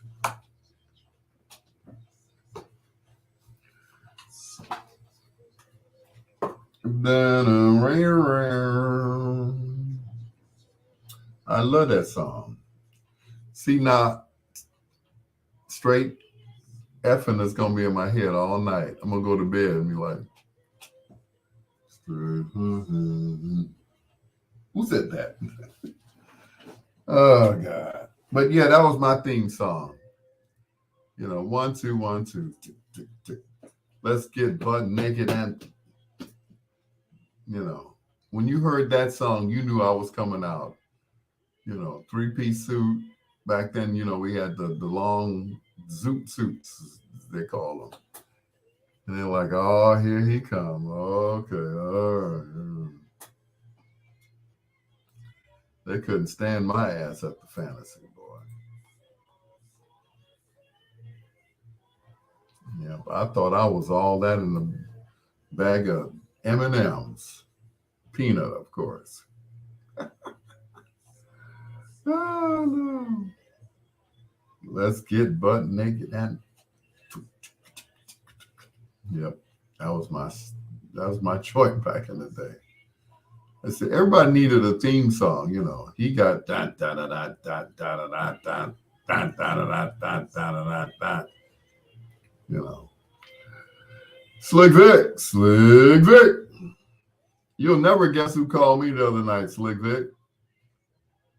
Oh, maybe you will guess. I don't know. It's our girl and your girl. She's everybody. No, anyway, let me stop. Yep. Fellow Hoosier. Hey, who's your daddy? Yeah, baby. Who's your daddy? Yeah, we had a nice conversation until she had to go. Her had to go to bed.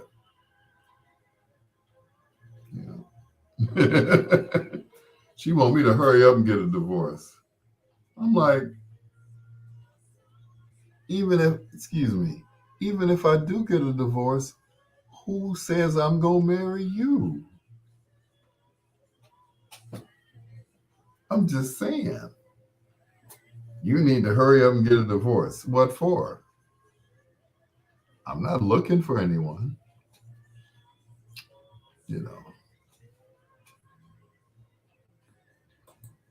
They say when you look for something, you never find it. Let them find you. So right now, I'm not even looking. Mm-mm. Nope.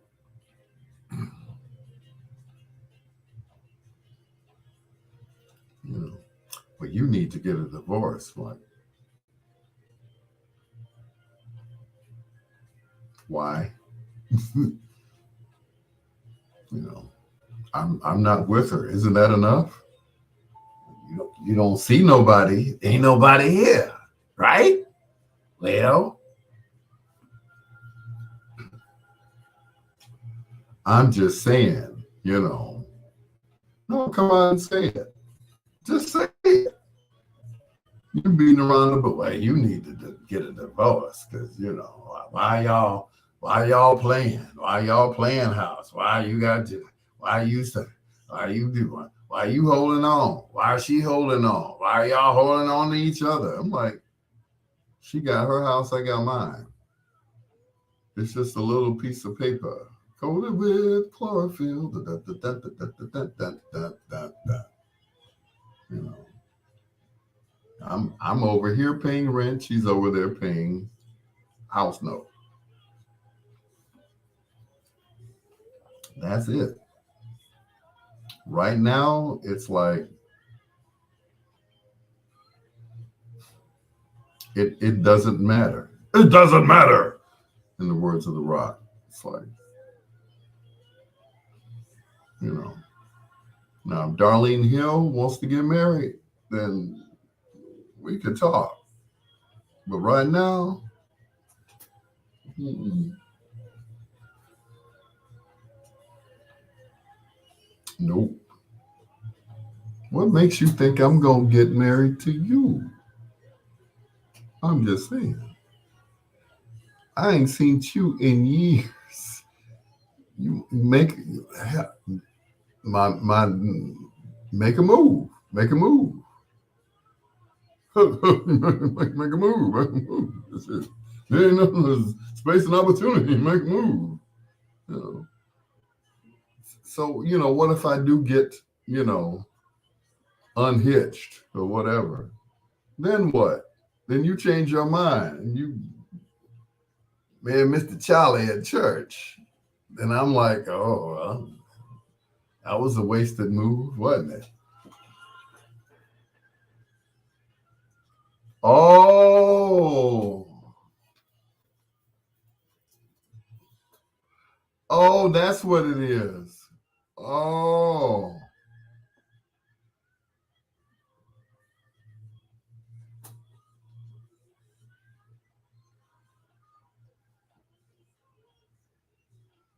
for Mr. and Mrs. Hypnotic. So satisfied from Ashford and Simpson on Bedtime Stories. Right here on WOSD Radio DB Chicago, WDLB Indianapolis, WRLN Radio.com. Yep, it's your peanut butter brother, Dr. Al Greer, and Bedtime Stories is brought to you by our good friends over at Grubhub.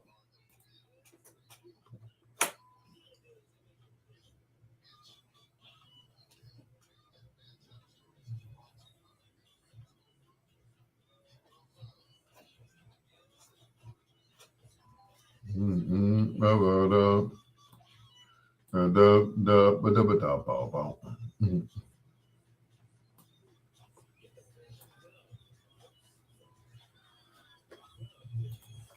Grubhub, a proud sponsor of Bedtime Stories with your peanut butter brother, Dr. Al Greer. Once again, hello to Sheila Forrest, also to Victor Jackson. Vic said, you don't need saving. My thing is, my marriage or lack thereof is not bothering anyone. You know, my thing is, if you're interested in me, you know how to reach me. I'm all over social media. I'm on Facebook. I'm on Instagram. I'm on Twittergram. I'm on Teddygram. I'm on Billy Graham. Okay. And Larry Graham too. Now, if you want to follow me, cool. If you want to be bothered with me, that's fine. Women come up, yeah, you got me on my soapbox again. Women, if you they come up with 101 excuses on not why they don't want to be with me, not to be with me. Oh, you too old. What are you afraid I'm going to fall asleep at the breakfast table or something? I'm going to just keel over from a massive heart attack or something. I'm like, I'm in better shape than my dad was, and I'm overweight. I'm still in better shape than he was at my age, or at his age rather. I'm just saying. But all these excuses, I was in a relationship with your boy for 6 years. Okay, that was him. I am me. I am not. Anyway, never mind. Anyway, this guy hails from Houston, Texas. At one time, of course, he was one of the top jazz musicians and still is on alto and tenor saxophone. He comes from a very talented family. His brother Hubert is a flutist or flautist, as Big Horn says. He's a flautist. And of course, his two sisters, Deborah and Eloise, are singers in their own rights. And they sing and perform everything from jazz and R&B to gospel. Well, he came out with a series of albums, and he's just underrated. They should do an unsung on this guy. So tonight, for the first time in Foreplay, we feature the music of Ronnie Laws right here on Bedtime Stories.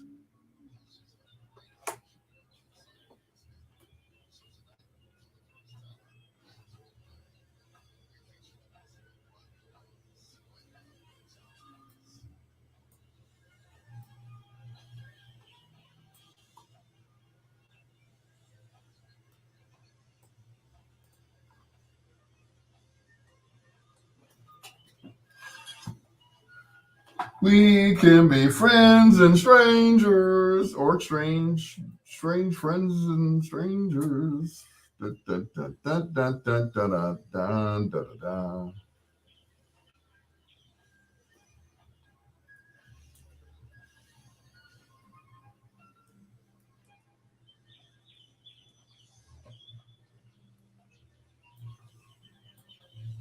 Da, da, da, ba, ba, ba, ba, da, ba, da, da, da. Do, do, do, do, do, boom, dum, dum, dum, dum, dum, dum, do, do, do, do, do, do, bam, boom, back. Love the bass line in that song.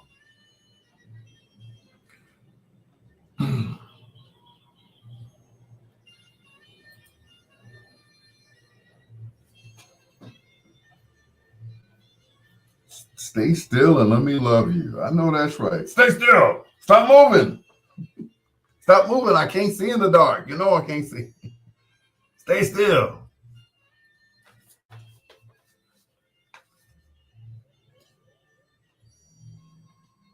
Can you see this picture? Okay, that's better. That is 16th Ward Alderman Stephanie Coleman. I don't know why I thought Stephanie Coleman was at least in her 40s. Now I know why she looks so good, because she's a kid. She's only 34 years old.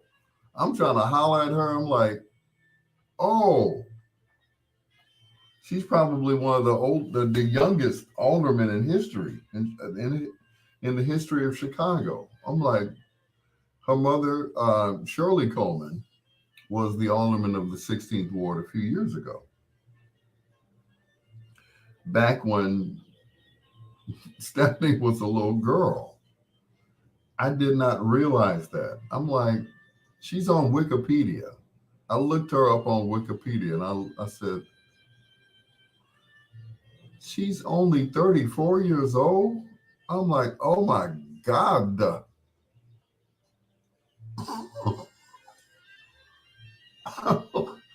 I'm like, yeah.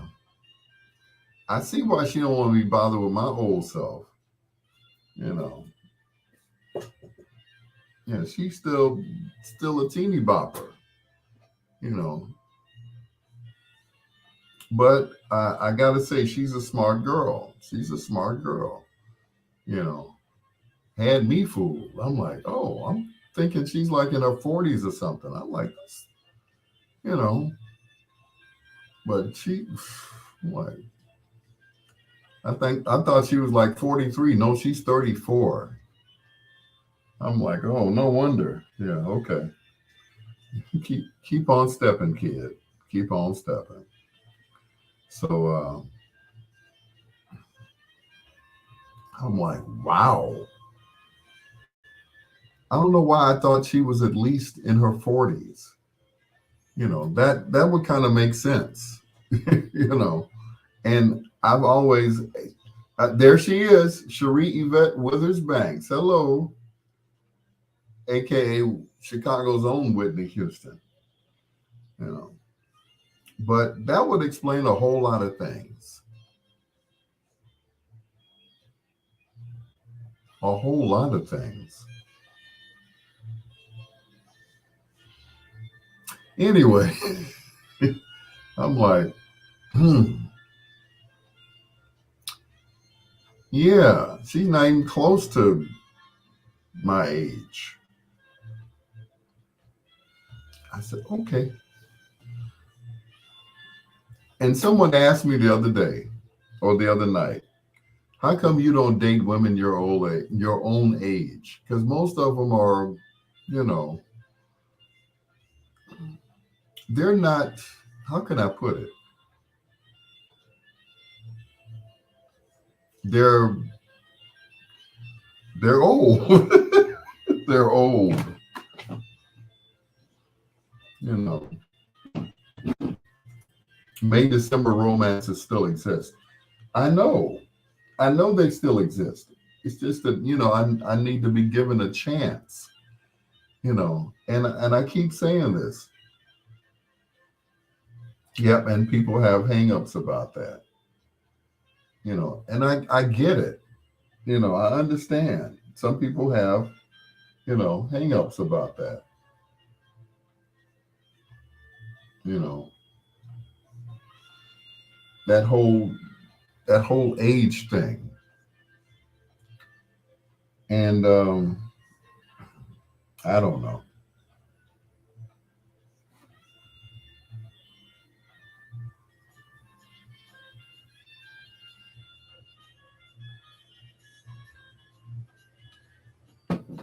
Latanya Lynn Garrett, what's going on, Hollywood?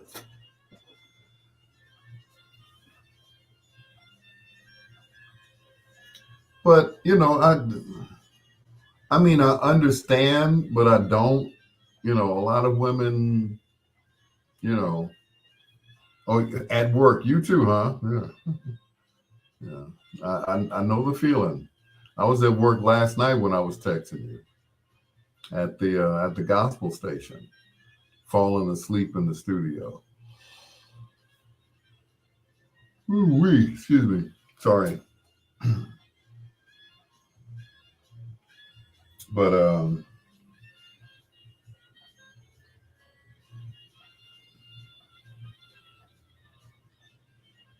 I don't know. And it's not that I like dating younger women. Let me explain that. I'm sure I have explained it once before, but in my defense,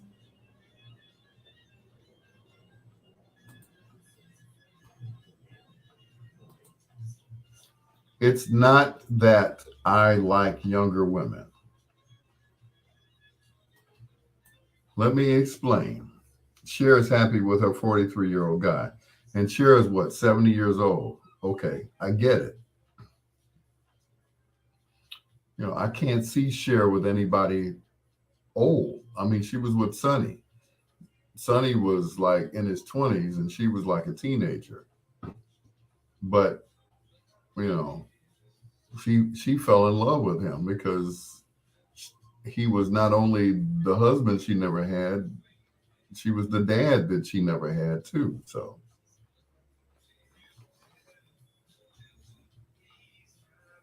but she said, that Sonny was the only man that she ever loved.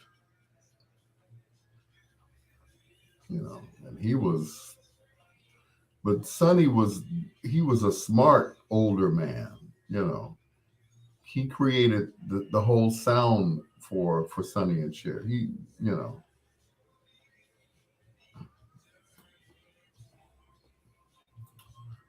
yeah, he created that whole thing for them. But I mean, if you look at like Smokey and Lionel Richie and all of them, I have to give it to them. Smokey and Lionel Richie don't look their age. Smokey just made what, 83, 84. I should have done Smokey and Foreplay, but I'm doing Smokey tonight on the B sides. But Once again, in my defense, I don't like dating younger women. I just am attracted to them, if that makes any sense. I'm attracted to the same type of woman that I've always been attracted to, and that's full figured, busty, light skinned or dark skinned women with ample bosom. And that's it. As long as they're legal. I ain't trying to go out like, your boy, you know. Yeah, I just like the same type of woman that I've always liked. That's what I'm attracted to. If I see a kid, I'm like, oh, that's a kid. I'm not attracted to a teenager,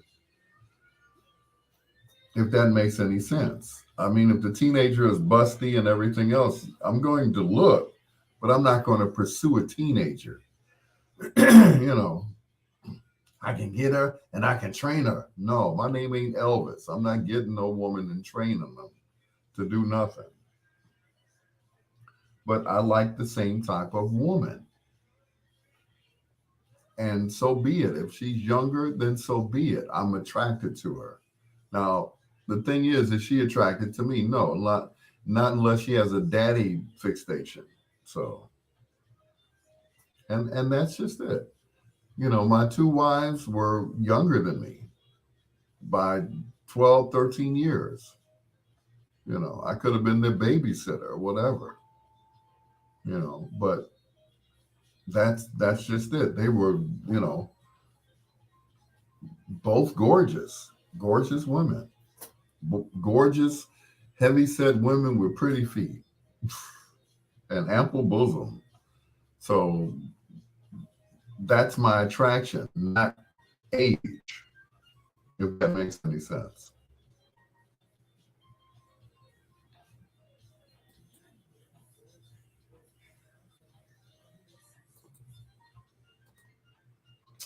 So so there you have it.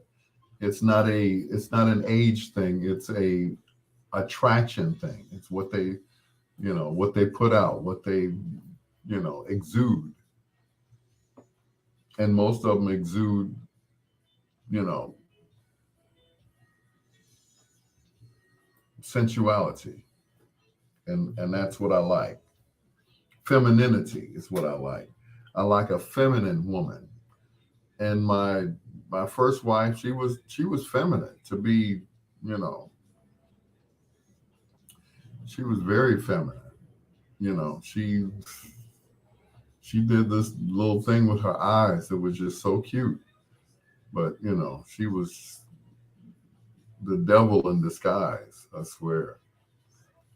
She just was, you know. In fact, I think I was when we got divorced, I was more embarrassed than I was angry over the divorce. I was really, how can I put it? I was ashamed because I put all of that stuff on Facebook. I said, no, the real royal wedding is taking place on this date. And I pumped it up. And now that I think back, she never even commented on anything that I put on Facebook, you know. As a matter of fact, one of her friends said, oh, she said she was never going to get married again. I don't know why she's marrying you. I said, because I'm Al Greer. I'm not no walking down the street ninja with no life, you know. And of course, Troy would disagree, but anyway, that was it.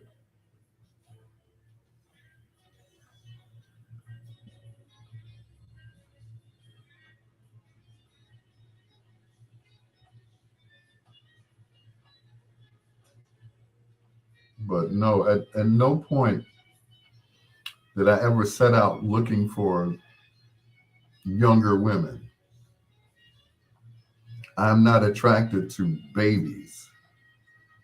I mean, I love babies, but I don't make love to babies. If that makes any sense, you know. Yeah, my mind's telling me no, and it's staying that way. You know, there's nothing a little girl can do for me.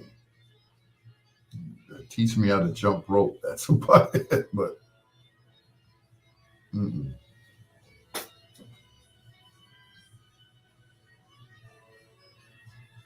mm-mm.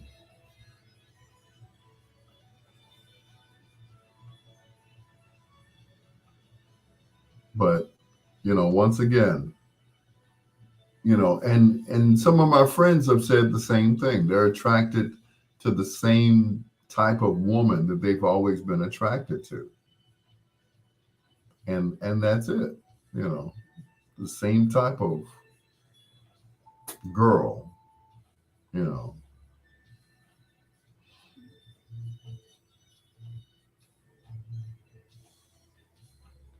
you know.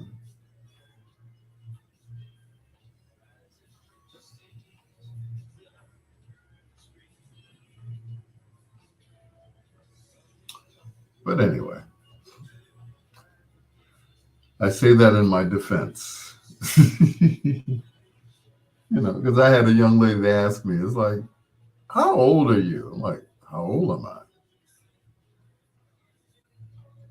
What does that have to do with us going to breakfast? I'm like, okay.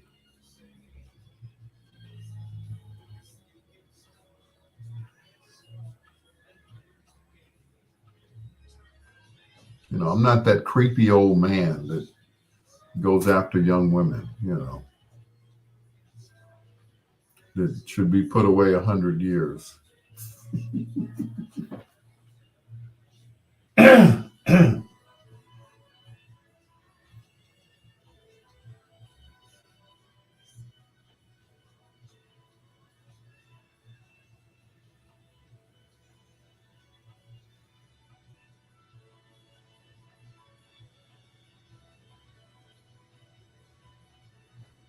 I know, right? The shade, indeed, yes.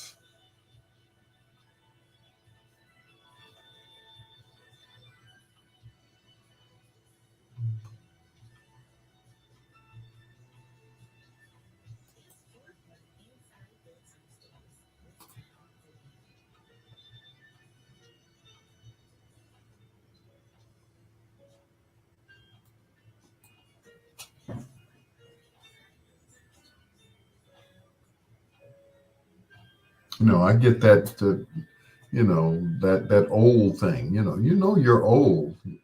No, I didn't know I was old, but thank you for pointing that out. I know I'm older than you are, but old, you know, old as those people that I saw on Saturday at Kennedy King with the red on, on canes, crutches, and walkers. They're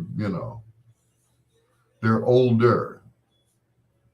Some of them, still get around. Some of them think, they still, this this one young lady slipped me her phone number. I swear. I, I'm like, yo, Granny. Yeah, give me a call. I'm like, yeah, right. Like, no. I'm shouting out all the senior homes. All right, Montclair, make some noise. You know. I'm like, no, that's I get it. I'm flattered, but Granny, no, And I think that's what the young ladies are thinking, that they're gonna give me a heart attack. I'm like, no, sweetheart. I specialize in thick thighs. I don't have that problem. You know, the I don't need no little blue pill or the yellow one either. You know, I'm all natural. You know, drink me a shot of tequila, and it's like, watch out, okay? But thank you for thinking that you're all of that. you know, and that's just it. These women think that with the advent of this whole you know selfie social media, they all sitting up there with the phones and they posing and all that stuff. I'm like, sweetheart, I'm not impressed.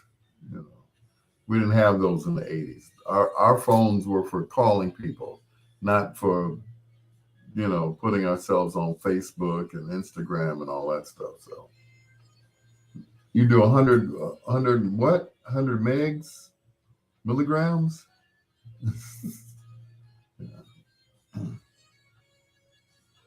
Yeah, I just don't have that problem. I see all these commercials. Make her feel good tonight. Make her turn flips in the bed, and I'm like, no, I'm good. No, I'm good on that. And I see these TV programs like I'm watching Becker on Antenna TV. In the show he had a younger girlfriend. All of them. There was an episode of Girlfriends where Mario Van Peebles, I'm sorry, Melvin Van Peebles was dating Joan, the Joan character, and he was breaking her back. She couldn't believe it.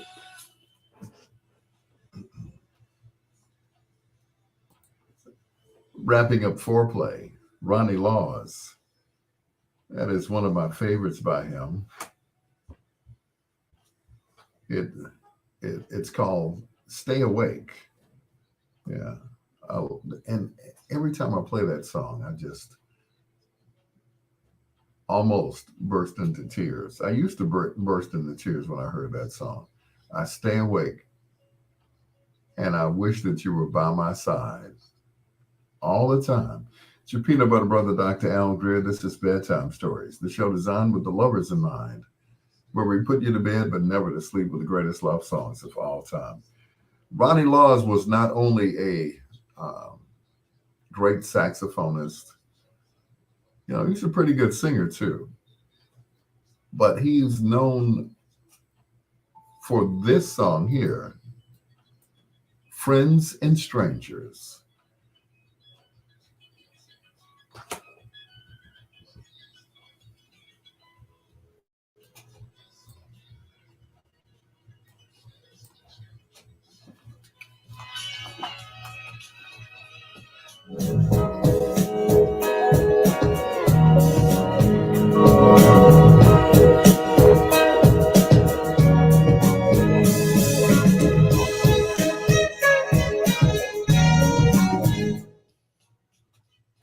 That's what you want to hear, Vic.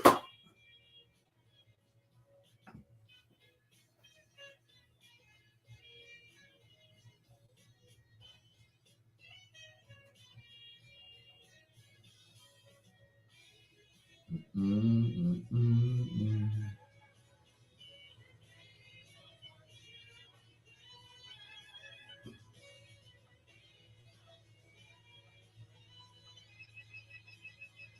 Mm, mm, mm, mm, mm, mm, mm, mm.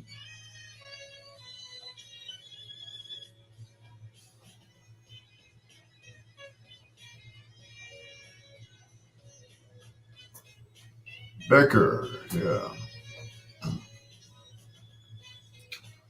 But yeah, in this show, Becker had a younger girlfriend. I mean, he was an older man, but you know, anyway, I don't think I can convince any young ladies who are listening to me right now to even go out with me. And that's just it. They say, "Oh, you would like my mom." The hell I would. No, I don't. Ken Wadlington, what's going on, sir? Like, no, thank you. You know. Ditka.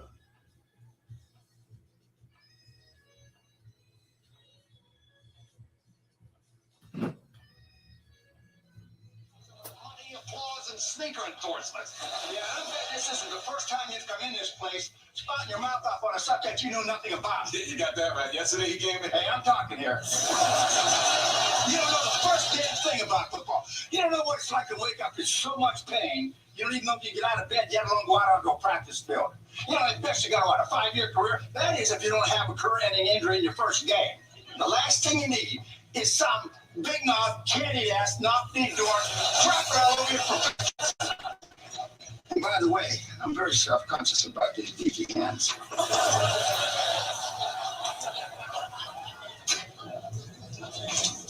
You believe that guy? Believe him? I love him. I didn't even know he was on there. Coach Ditka was on episode of Becker. Got his lines right too. Ken Wadlington, what's going on? But Victor said, he said it tells it all. We can be friends and strangers. This is true. This is very true. Friends and strangers. Botox for chronic migraines. Well, we definitely know Smokey will never get a migraine. Neither will Lionel Richie, for that matter. Botox, I didn't know it was for migraines. I thought it was like a filler to, deaden the lines in your forehead.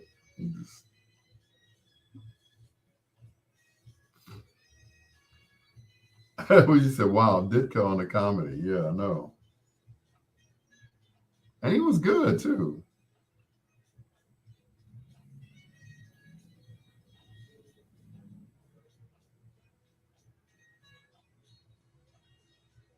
Yeah, he was pretty good. He belted out his lines and everything. Then again, he might have just been ad-libbing and they just left it in there. He probably screwed up a couple of times.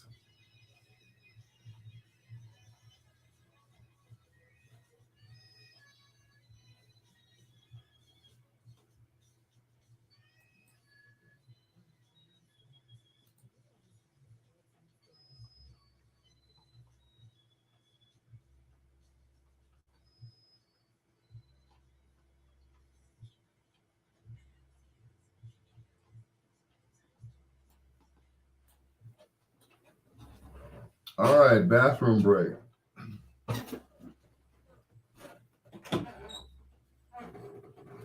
Ooh.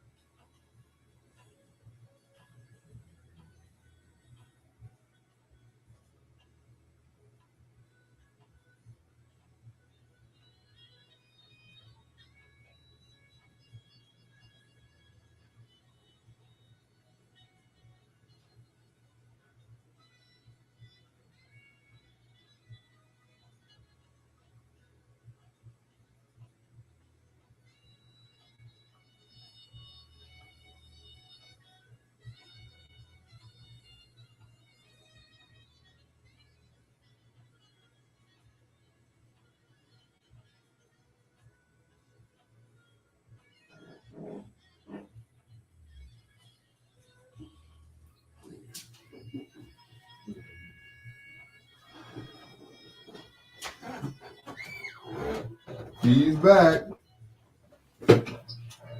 And now he's black.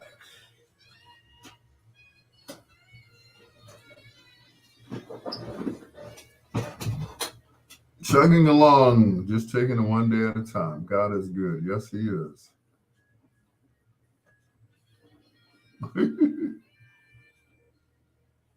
Getting over this internet romance scam. What?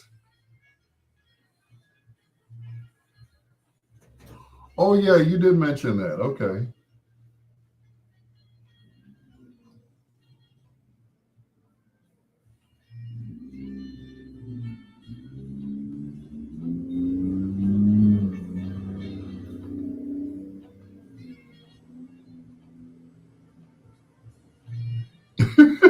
Reach Wilson Pickett instead of me. All right. Mm-mm.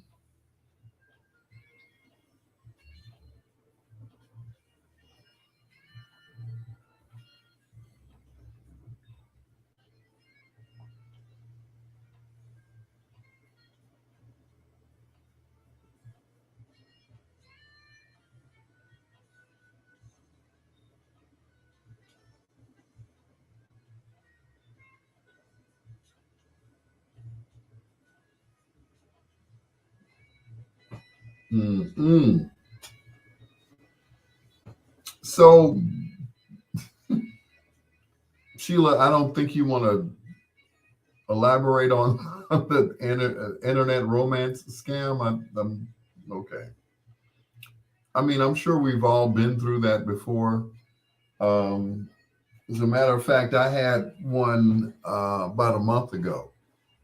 You know, lady asked me for money. I'm like, money? No. It's like she asked me that I have a Cash App account. My Cash App account has been closed. Cash App said I guess I was sending out too much money to folks. So they cut me off, and it's been cut off for several months now. I really haven't missed it. So now I just Zelle people money and hope that they can hope that they get it, you know. But yeah, I don't, random folks that I've never met before asking me for money. Somehow that just doesn't make sense. It's like, lady, I don't know you to send you money. Am I ever going to get that money back? Probably not. No.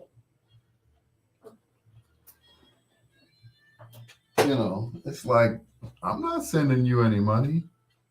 I don't care how many pictures of your breasts you send me. How do I know those are yours?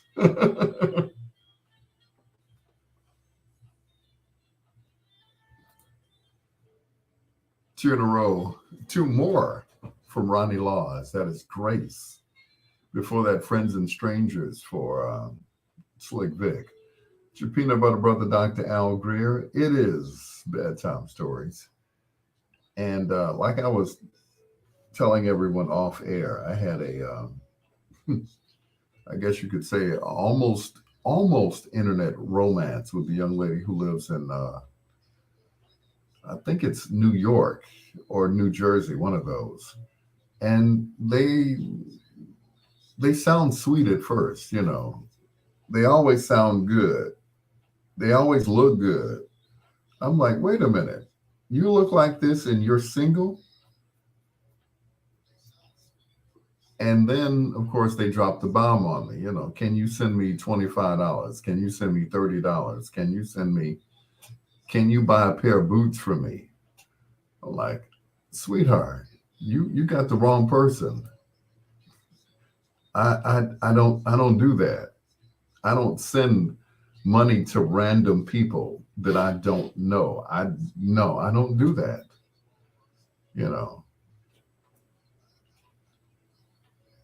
We all have hardships, but I'm not going to prostitute myself on social media asking any woman for any money. I'm just not going to do that. And I guess they think because, they send out these beautiful pictures of themselves which first of all, you never know if that's them or not. Could be some catfishing going on, if you know what I mean. So it's like, okay, I see you. You look good. Okay, those are nice. You got two of them. That's a good thing. That's a good start. But will I send you 25, 50, $100 just for some pictures? That's what porn is for. Especially the free porn sites. I don't have to pay for that. I'm not going to send you any money, please. It ain't happening. Here's Miss B on Bedtime Stories.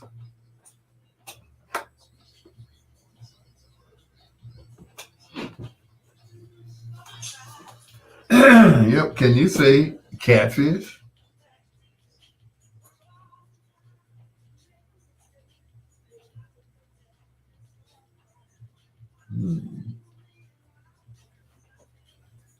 And it's like,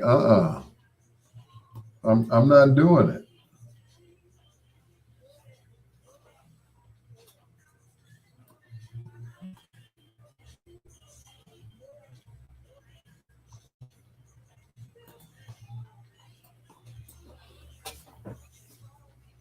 I work for mine just like everybody else. Now, if you want a date, that's a different thing. We can go out on a date and I will spend money on you. But for you to just ask me for money out of the blue and I don't know you, I haven't met you in person, we're just talking on internet, on social media. No, you ain't that fine. You fine, but you ain't Darlene Hill fine. No, no, thank you. I'll pass. And that's just it. It's like um, we're not going out like that. I'm sorry, you know. But the thing is, some of these men are so gullible. You know, some of the guys are just, and I hate to say it, the guys are thirsty. They're thirsty for entertainment, and it's like,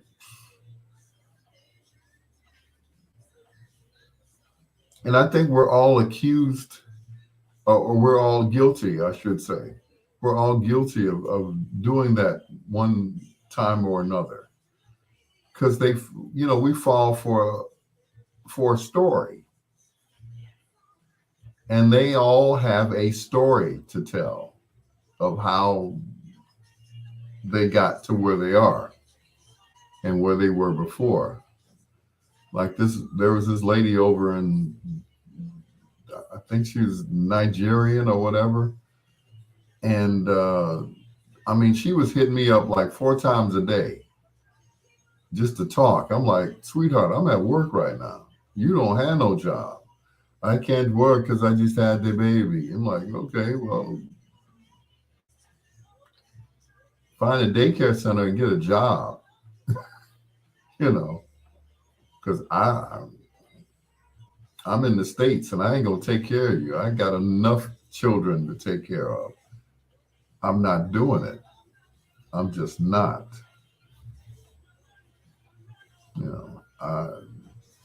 Sorry.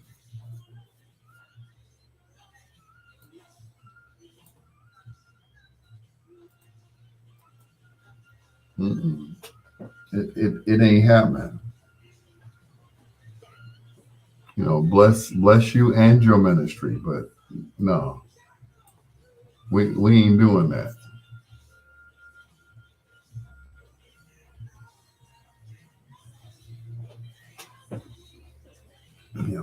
Bless your heart. I'm sorry things aren't working out for you. You know, and I cannot help you.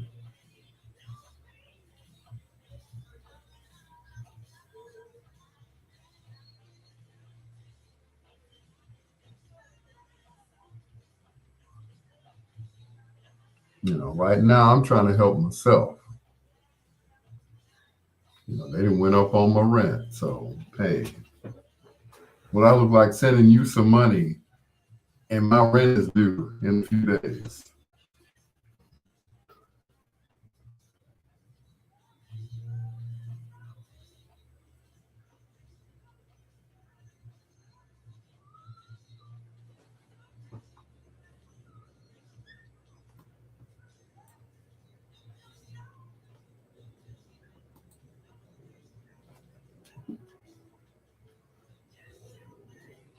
Miss B, Betty writes, and no pain, no gain.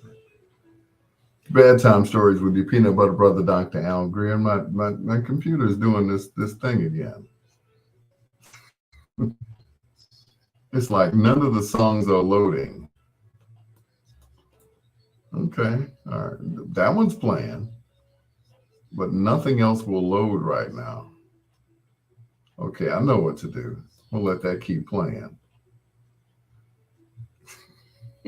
Yeah, you just keep playing. Yeah. Let me see. I'm going to bring up this other program. I'm going to try to sneak this in here. I'm like, check this out. Okay. All right. I'll fix you. Did you say choppy audio? Yeah, I know, right? Anyway. So I was telling everybody about the young lady that was hitting me up. Oh, Marco, I know, right? Yeah. Yeah, that guy there, I tell you. I was talking about a young lady I met online. And she's been on my live a few times. And she was, hitting me up on instant messenger like 4 times a day. What are you doing now? I said, I'm at work. Can you call me back later? Give me a couple hours. She called back again. What are you doing now? I'm working again.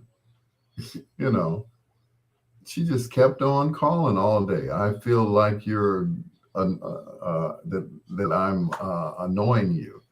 I'm like, yeah, well, I'm at work right now. I mean, come on now, give me a break here.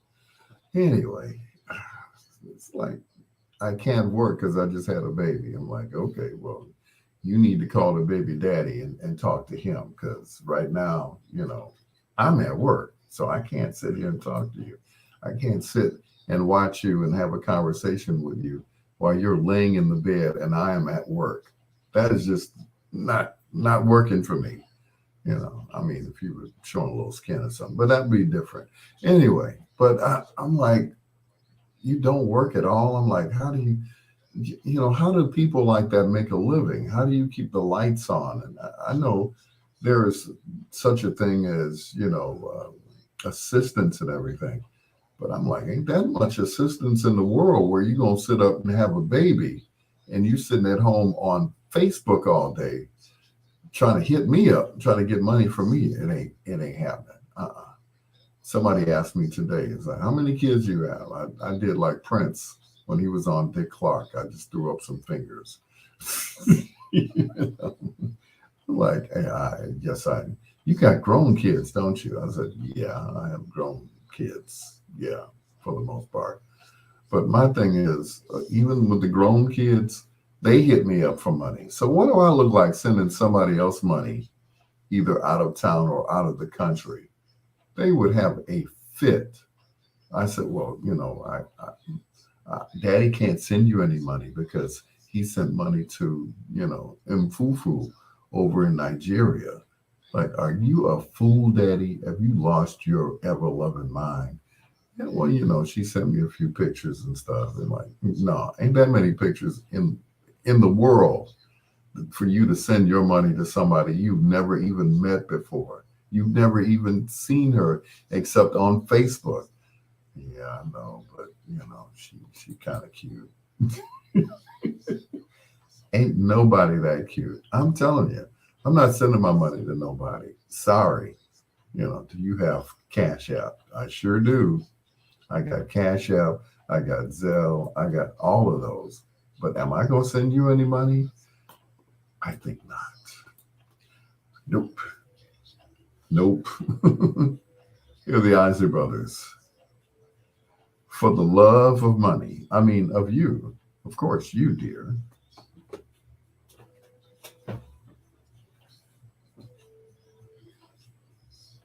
Woo!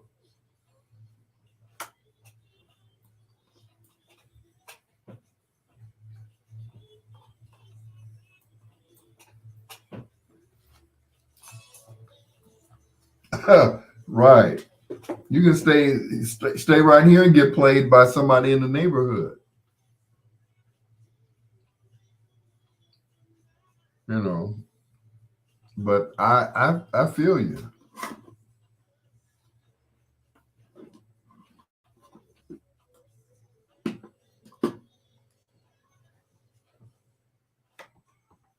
It did it again. Oh my. It did it again. Anyway, and it's almost the end of the show. I got 9 minutes. Can we just get through this? I guess not. Anyway.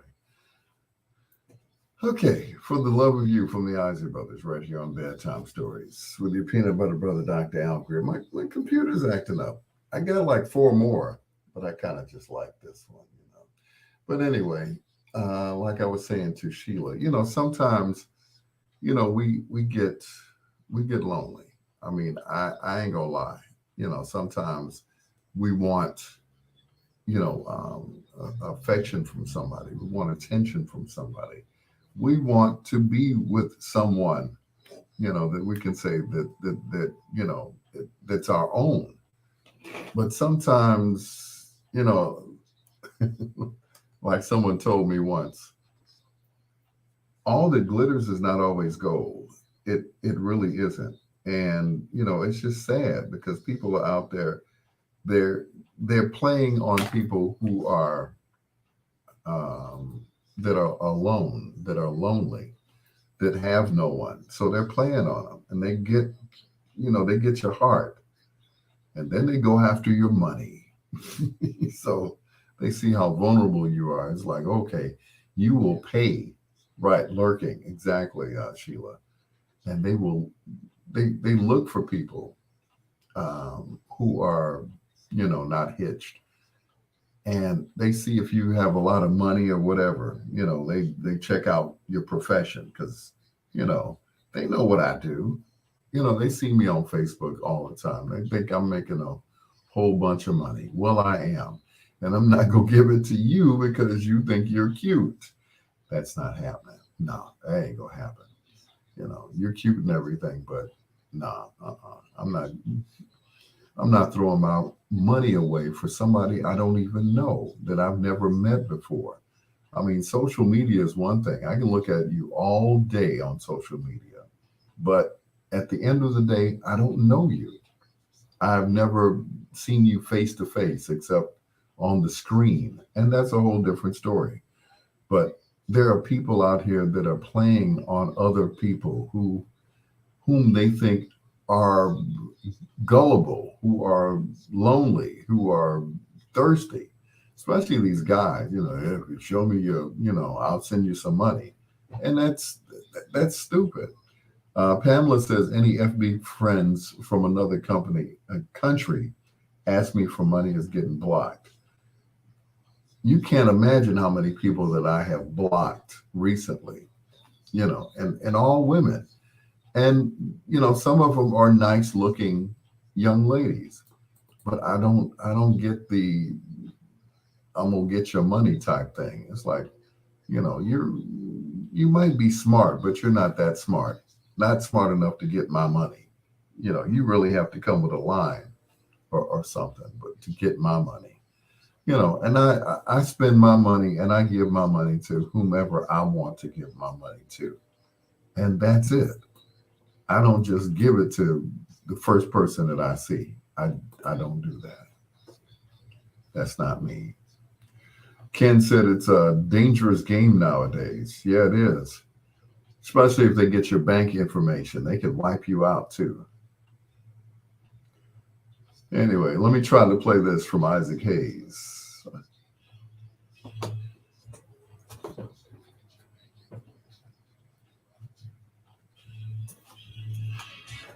So they can get that green card. Oh, hell no. Not the green card.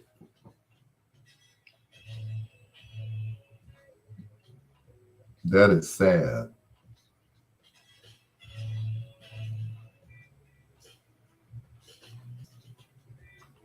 So they can stay in the country, huh? That is crazy. Mm-mm. And they prey on anyone that they can find. Yeah, they're desperate. Anybody that they can find that they think is gullible enough to give them some money or gullible enough to send for them from another country to come over here. Land of the free and home of the brave. Yeah, they pretty brave if they think, yeah. This is a 90-day fiance on TLC. Yeah, I heard about that, especially after my boyfriend passed away. Oh yeah, well you're your prime land as far as they're concerned because they figure, oh, your boyfriend passed away. You're looking to jump into, another relationship or whatever. So I get that. They look at you and they're like, oh, and she working? Ooh, you know, yeah, and she's working and, she got her own crib and all this stuff. Oh yeah, let's talk to her. Yeah. But that's just it. They look for people who are desperate, who are, you might be lonely, but you might be alone, but you're never lonely. You have people that you can talk to. Um, whether it be your kids, your parents, or whatever. My parents are gone. I don't have nobody to talk to. I talk to God sometimes. Just sit up and talk to him. Just I said, hey, I did good this time, didn't I? Right, and Tits McGee, of course, yeah,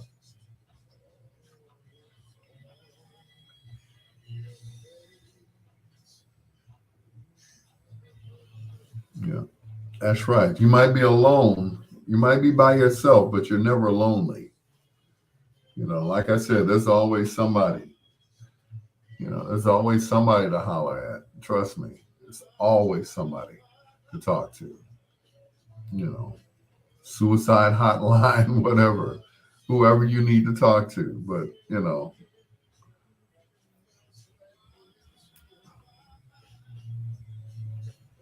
but not to but not to a point where it's like, I don't have nobody and nobody wants me, and never get down on yourself, to the point where you're just, desperate, and the first person that comes along that shows you some attention, you're like, oh, okay, how much money you need? 50? Okay, I got that. Yeah, yeah, give my check on the 15th and the 31st. You got some money. Ken said, I talk to God all the time. I said, yep. And he never asked you for any money, did he?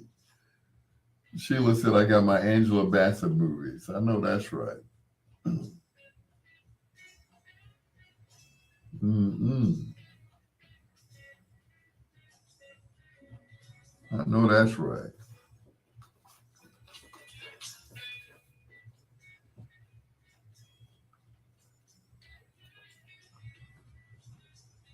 Well, I'm not going to stop that because if I do, I know what's going to happen.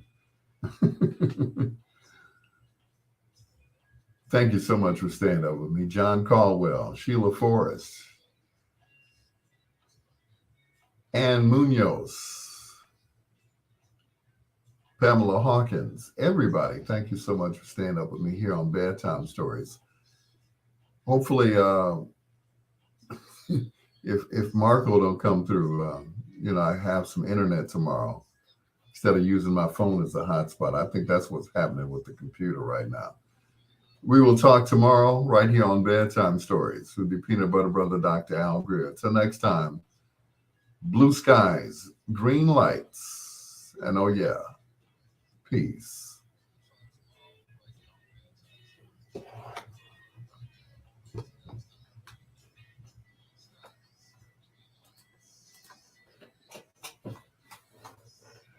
Nighty night, everybody. Oh, my headphones fell. Nighty night.